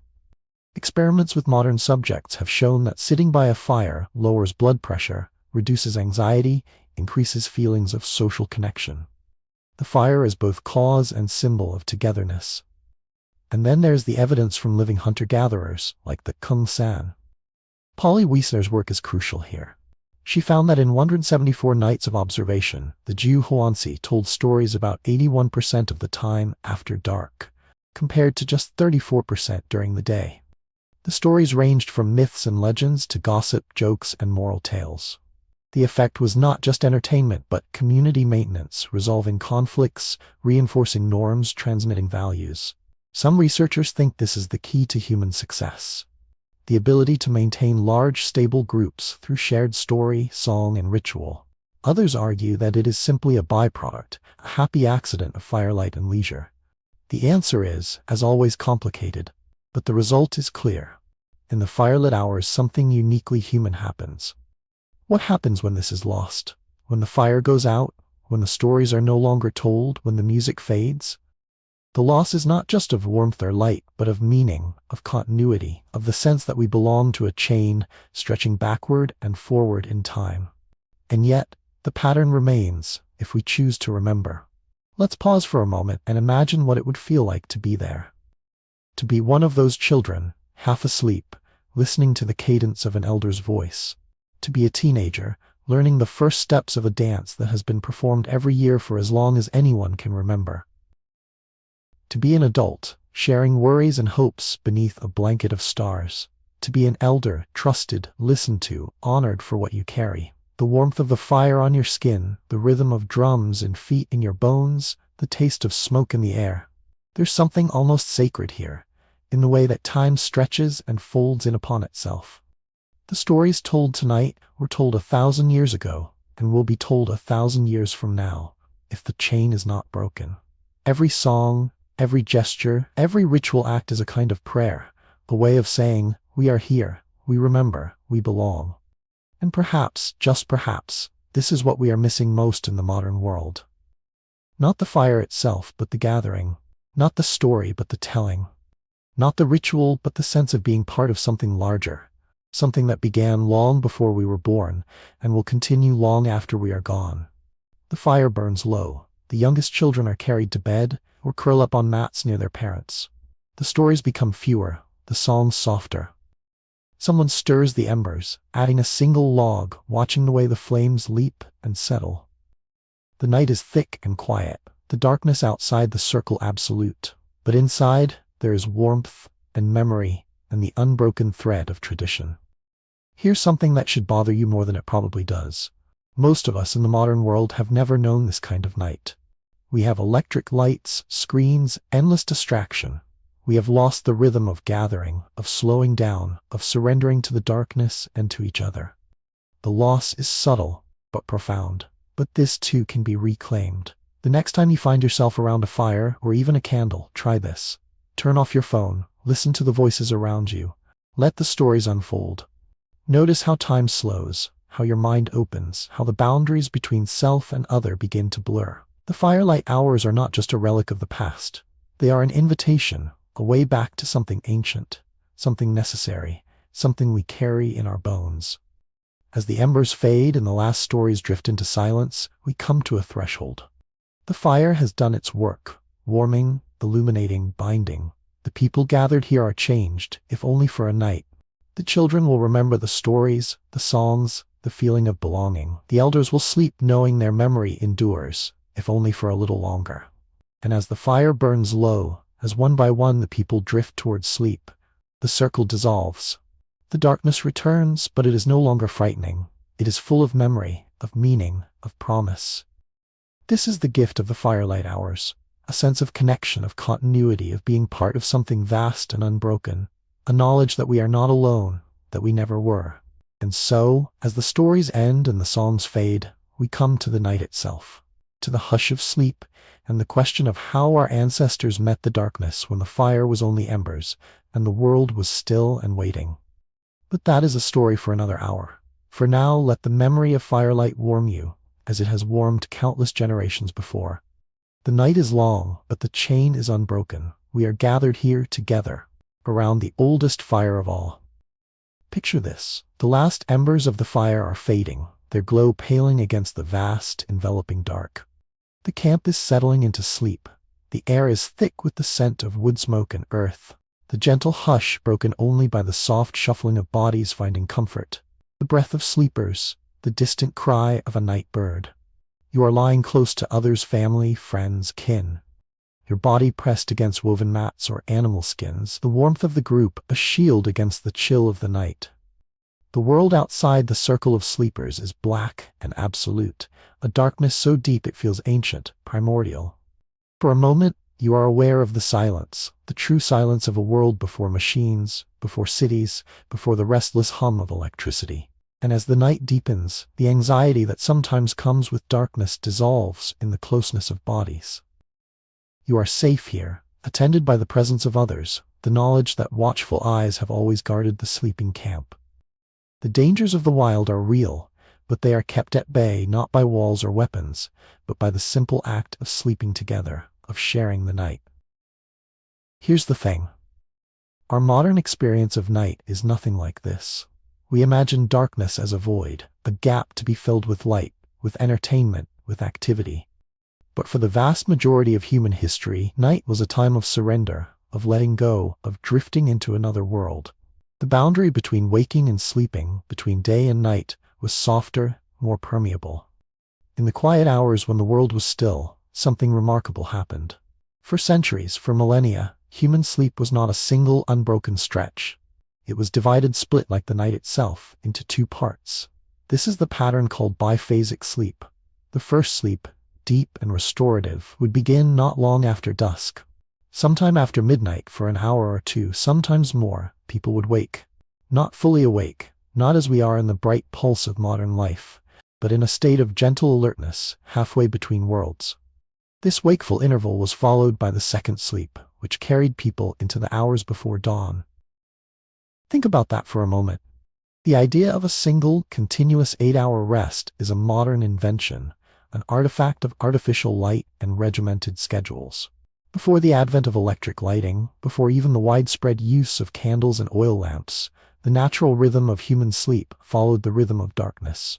Roger Ekirch, a historian at Virginia Tech, spent years combing through diaries, court records, medical texts, and letters. He discovered over 500 references across centuries and cultures to first sleep and second sleep. The evidence is written into the language itself. First sleep, dead sleep, morning sleep. People knew the difference.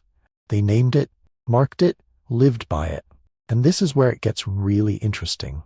When researchers have taken people out of the modern world, removed artificial light, set them in natural darkness, biphasic sleep patterns almost always reappear.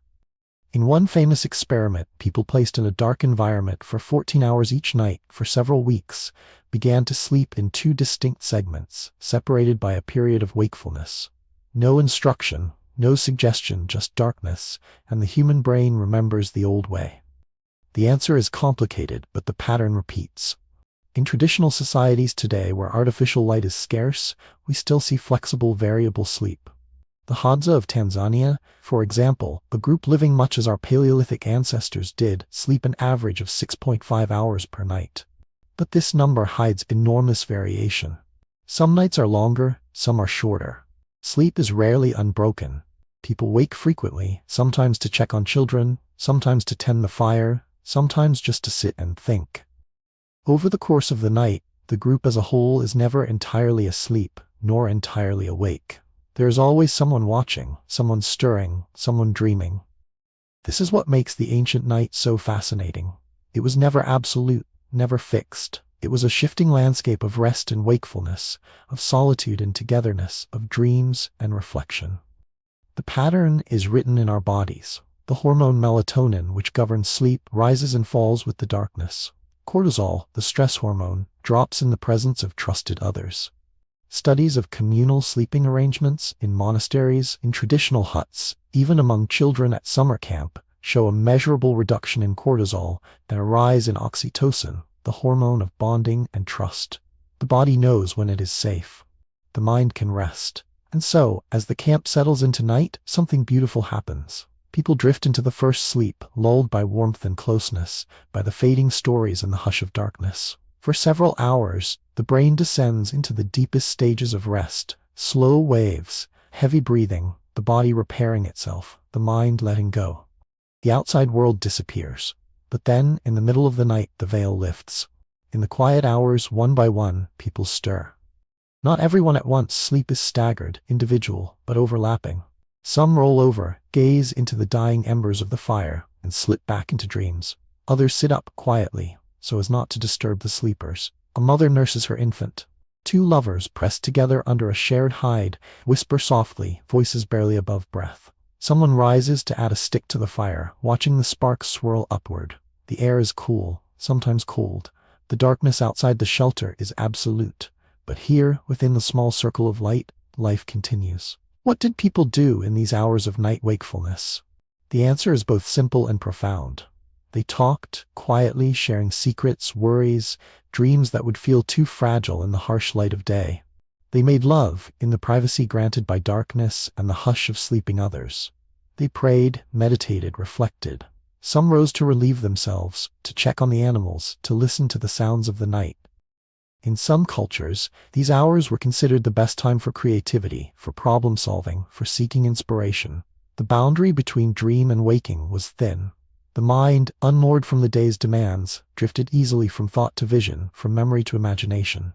Here's the thing. In these hours, the world was different. Time slowed. The obligations of the day, work, gathering, hunting, making, tending, fell away.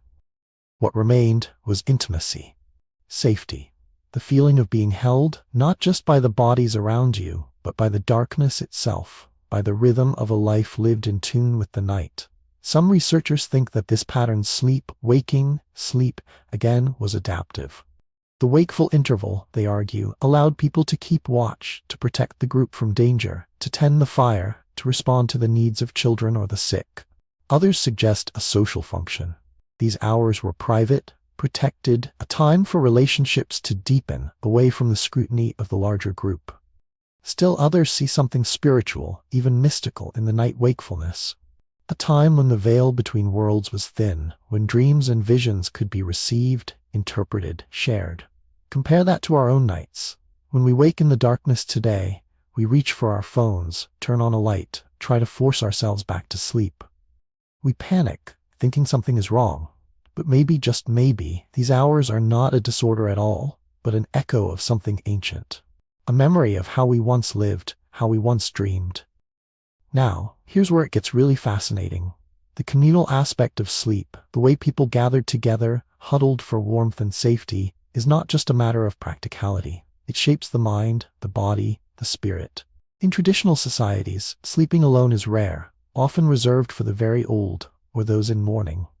The group sleeps together, sometimes in a single room, sometimes under a shared roof, sometimes in a circle around a dying fire. Children pressed against parents, siblings tangled together, elders at the edge, always watching.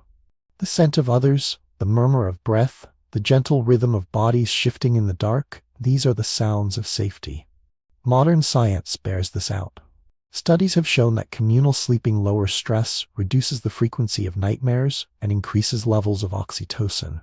In one study of traditional societies, groups that slept together experienced a marked reduction in nighttime cortisol, the hormone associated with fear and anxiety.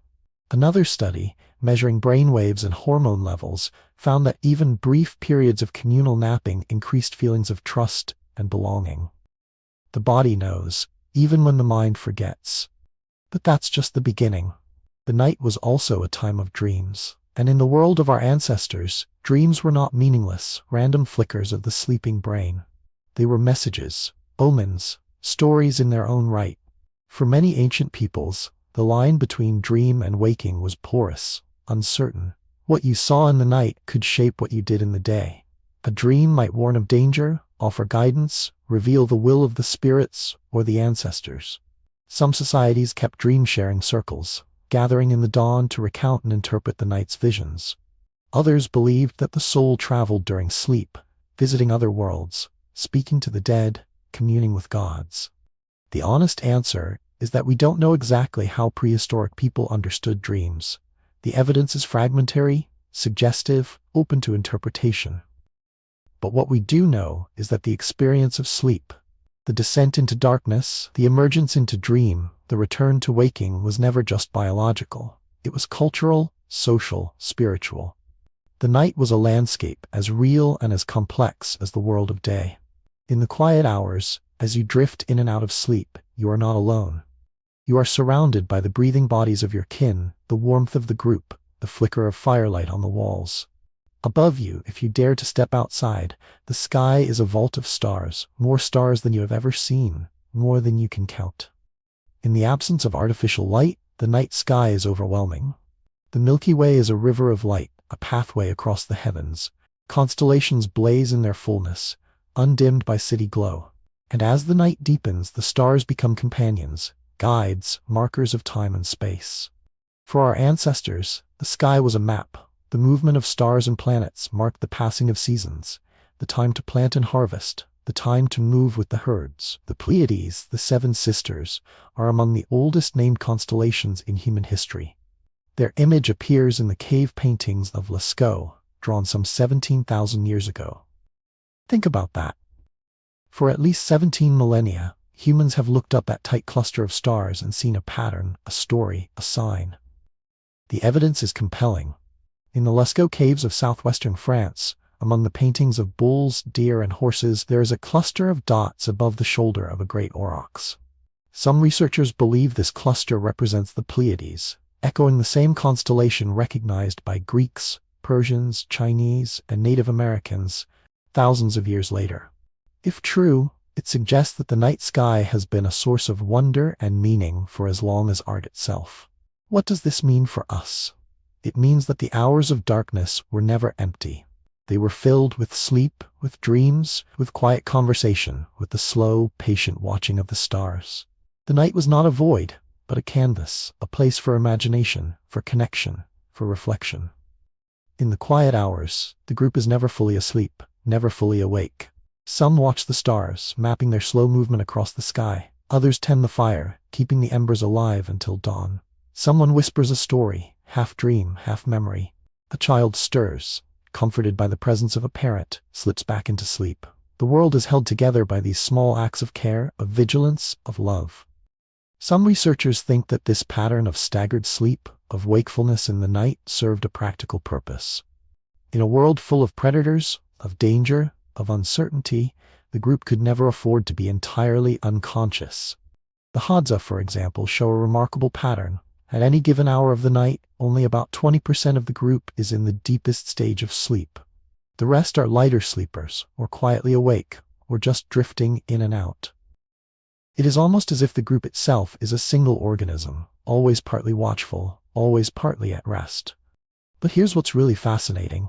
The night was also a time for the mind to wander, to imagine, to create. In the darkness, when the senses are muted and the world is still, the brain is free to roam. Dreams take on special power. In many traditional societies, dreams are not private, but communal, shared, discussed, interpreted. A dream of danger might lead to a change in plans. A dream of abundance might signal a time to celebrate. The group, in its collective wisdom, makes meaning from the visions of the night. Compare that to the modern world. How often do we share our dreams, or even remember them? How often do we sit in the darkness without distraction and simply let our minds drift? The electric light has banished the night, not just the darkness, but the mystery, the possibility, the slow unfolding of thought.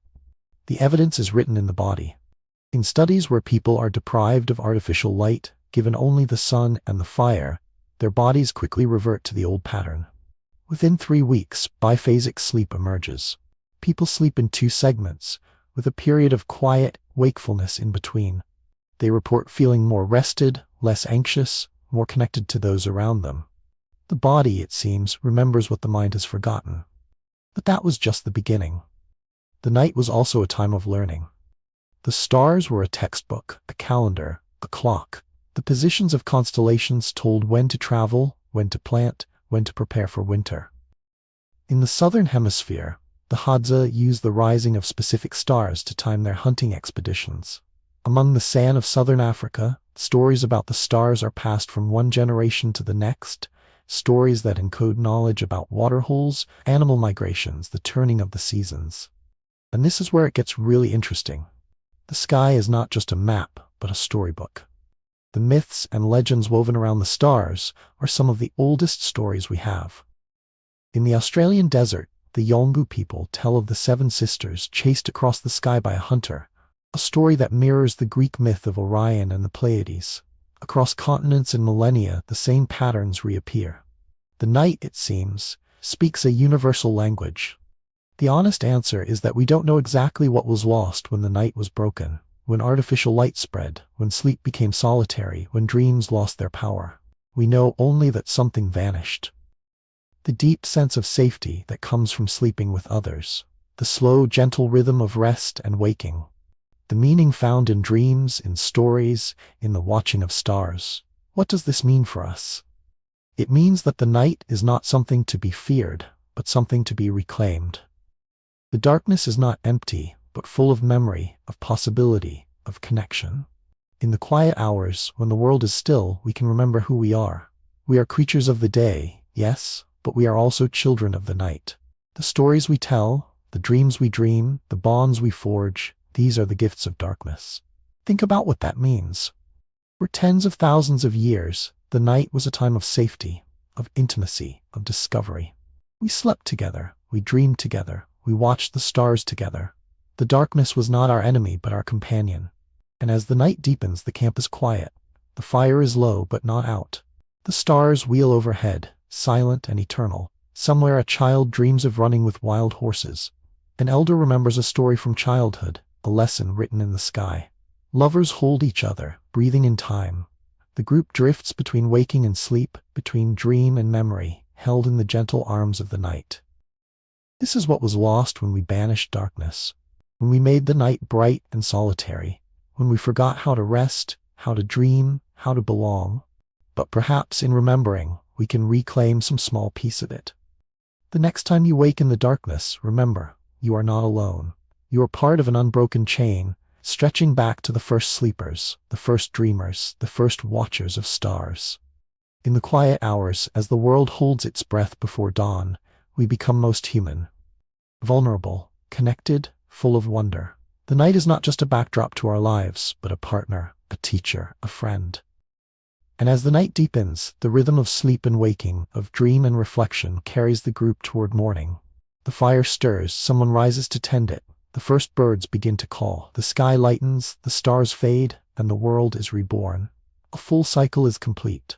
Day has followed night, rest has followed labor, dream has followed waking.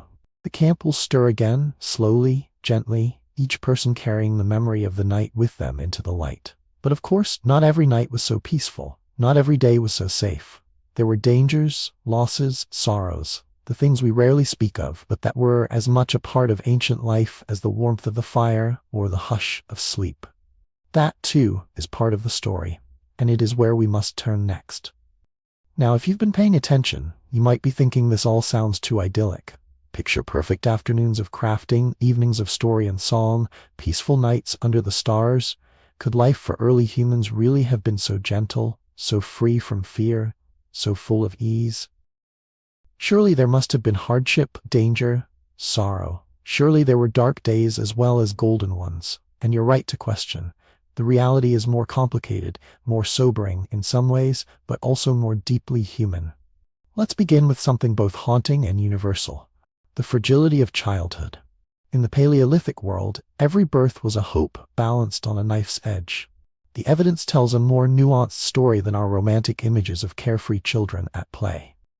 Recent studies of ancient skeletons, from sites scattered across Africa, Europe, and Asia, reveal a staggering pattern. As many as 30 to 50% of all children died before reaching the age of 5. Think about that for a moment. In some seasons, in some years, a mother might bury more children than she raised. The ache of loss, the small graves, the quiet mourning was woven into the fabric of daily life. Life expectancy at birth hovered around 30 years. But here's what's important to understand. This number is shaped by high infant and child mortality. For those who made it through the dangerous early years, the picture softens. Archaeological evidence, teeth, bones, burial sites shows that adults who survived childhood often lived into their 60s, even 70s. Elders were not rare. They carried memories, stories, skills, living libraries for their people. But not all dangers were silent or slow. In a world without antibiotics or surgery, injury and illness could strike with devastating finality.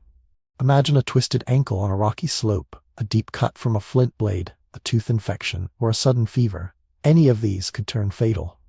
A simple broken leg, something we would fix in a hospital today, could mean weeks of immobility, exposure, hunger, predation. And yet, the bones tell an even more remarkable, almost tender story. Paleolithic skeletons often show healed fractures, broken arms, legs, even spines that mended over time. These injuries didn't heal by magic. They healed because someone cared. Someone brought food, kept watch, helped with daily needs. Early humans did not abandon their wounded. They adapted, invented, and supported each other in the face of adversity.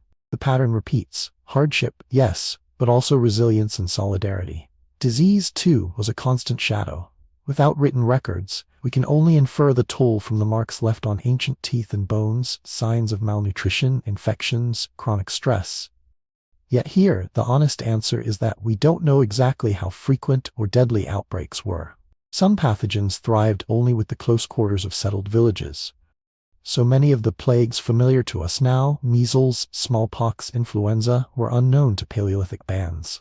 But parasites, wounds, and fevers were facts of life, sometimes ending it too soon. Then there's the question of food. The vision of endless abundance, ripe berries, fat game, rivers teeming with fish was true in some seasons, in some places. But environments shift, and so do fortunes. In the depths of winter, or during drought, even skilled foragers could face hunger.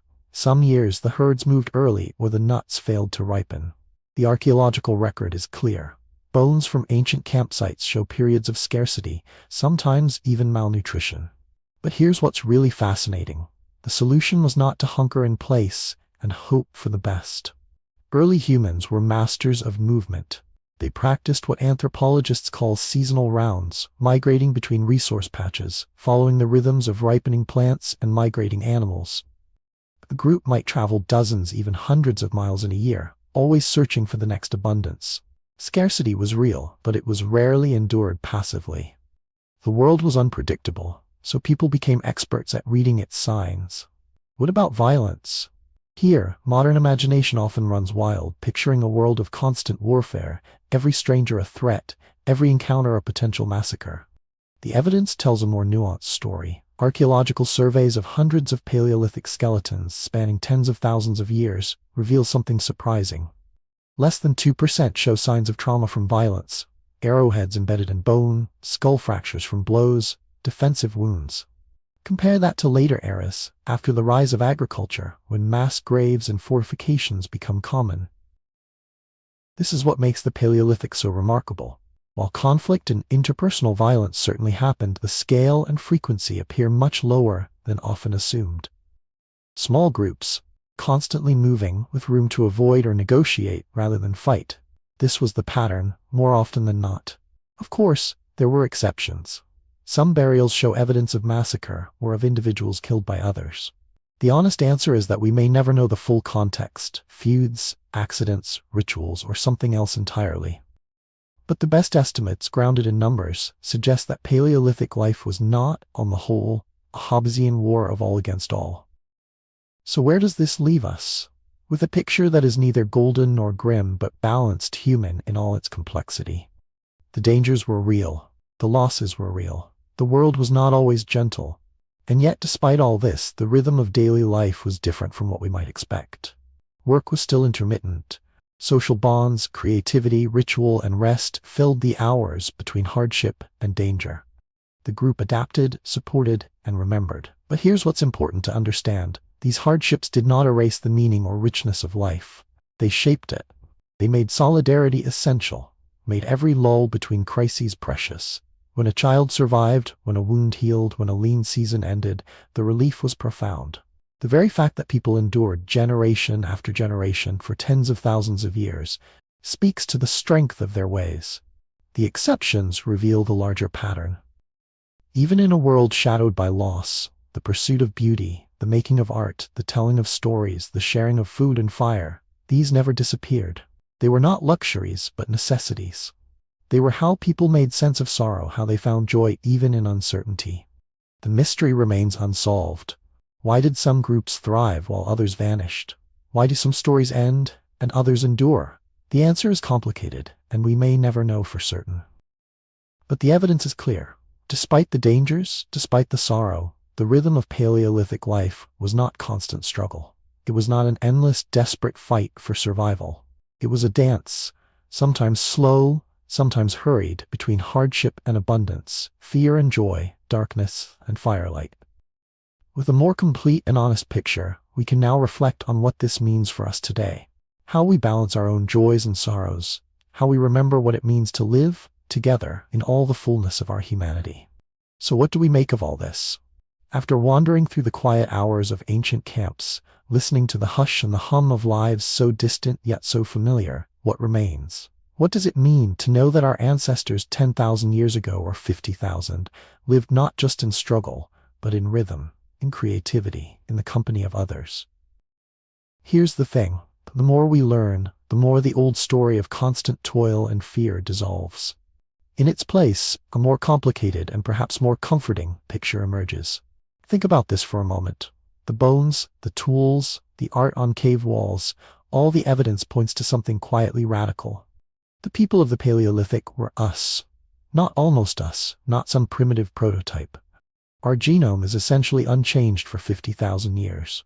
If you brought a child from those distant nights into our world, raised them here, they would learn, laugh, love, and dream just as we do. Every capacity for joy, for play, for wonder that lives in us because it lived in them. And yet here's what's really puzzling. With all our progress, all our technology, the promise was always more freedom, more leisure, more happiness. But the numbers tell a different story. The average American today spends about 11 hours a day with screens, phones, computers, televisions. Work hours have not shrunk as we imagined they would. In fact, by some measures, modern Americans work more than medieval peasants, who often had around 150 feast days off each year. That's nearly one day in every 3 devoted not to labor, but to rest, to celebration, to simply being together. Compare that to our present. The pace is relentless. The boundaries between work and rest blur, dissolve. We are always reachable, always accountable, always busy. And yet, rates of loneliness and depression are highest not in the poorest places but in the most developed nations, the places with the most screens, the most convenience, the most progress. The paradox is haunting. This is what makes the story of our ancestors so compelling. They were not immune to hardship, but they organized their days around connection, not consumption. Their lives were filled with long conversations, slow mornings, creation for its own sake. Think of the hours spent on a necklace of shell beads, or a painting deep within a cave, meant only for the eyes of a few. Or perhaps only for the spirits. These were acts of leisure, of beauty, of meaning beyond mere survival. Now here's where it gets really interesting. All those capacities, rest, creation, belonging have not disappeared. They are not lost to us, not really. They are frozen, perhaps, beneath the surface of our busy days, preserved in our bodies, in our minds, in the deep architecture of our dreams. We are, in every biological sense, Paleolithic people living in a world that moves at breakneck speed. The mismatch is profound, but that's just the beginning. The lesson is not to abandon the modern world, but to remember what is possible. What if we reclaimed slower mornings, longer conversations, time for creation without purpose? What if we allowed ourselves to gather, to rest, to step away from the relentless glow of screens and return, if only for a few moments, to the rhythm of our ancestors? These are not luxuries, they are necessities, written into the blueprint of our bodies and minds. You are part of this story. The unbroken chain of humanity stretches from the first storytellers around the fire to you, listening in the hush of night. Every breath, every heartbeat, every longing for rest or company or beauty is a thread that ties you to all those who came before. You are not alone in your hopes, your fears, your dreams. The same patterns repeat, echoing across the ages. And sleep is the oldest ritual of all. For tens of thousands of years, it has marked the boundary between day and night, between effort and surrender, between what can be controlled and what must be released. The fire burns low, the voice is quiet, and the group surrenders to the dark, trusting in each other, in the world, in the promise of another dawn. That ritual has never changed, not in its essence. No matter how much the world transforms, the need for rest, for peace, for the slow drift into dreams remains. Think about what that means. So as you prepare for your own journey into sleep, remember, you do not enter the night alone. Whether you're watching from the heart of a crowded city, where lights never truly fade, or from a quiet countryside where darkness still belongs to the stars, you are participating in an ancient tradition. The act of resting, of letting go, is itself a form of connection to your own body, to those you love, to a lineage stretching back beyond memory. The night is not empty. It is full of memory, of possibility, of all the sleepers who came before you. Their dreams made our world. Yours will shape what comes next. Let these mysteries stay with you, gentle and unresolved. Let the knowledge of your place in this vast story bring you peace. The firelight hours live on, in every slow breath, in every quiet moment, in every dream. Sleep well.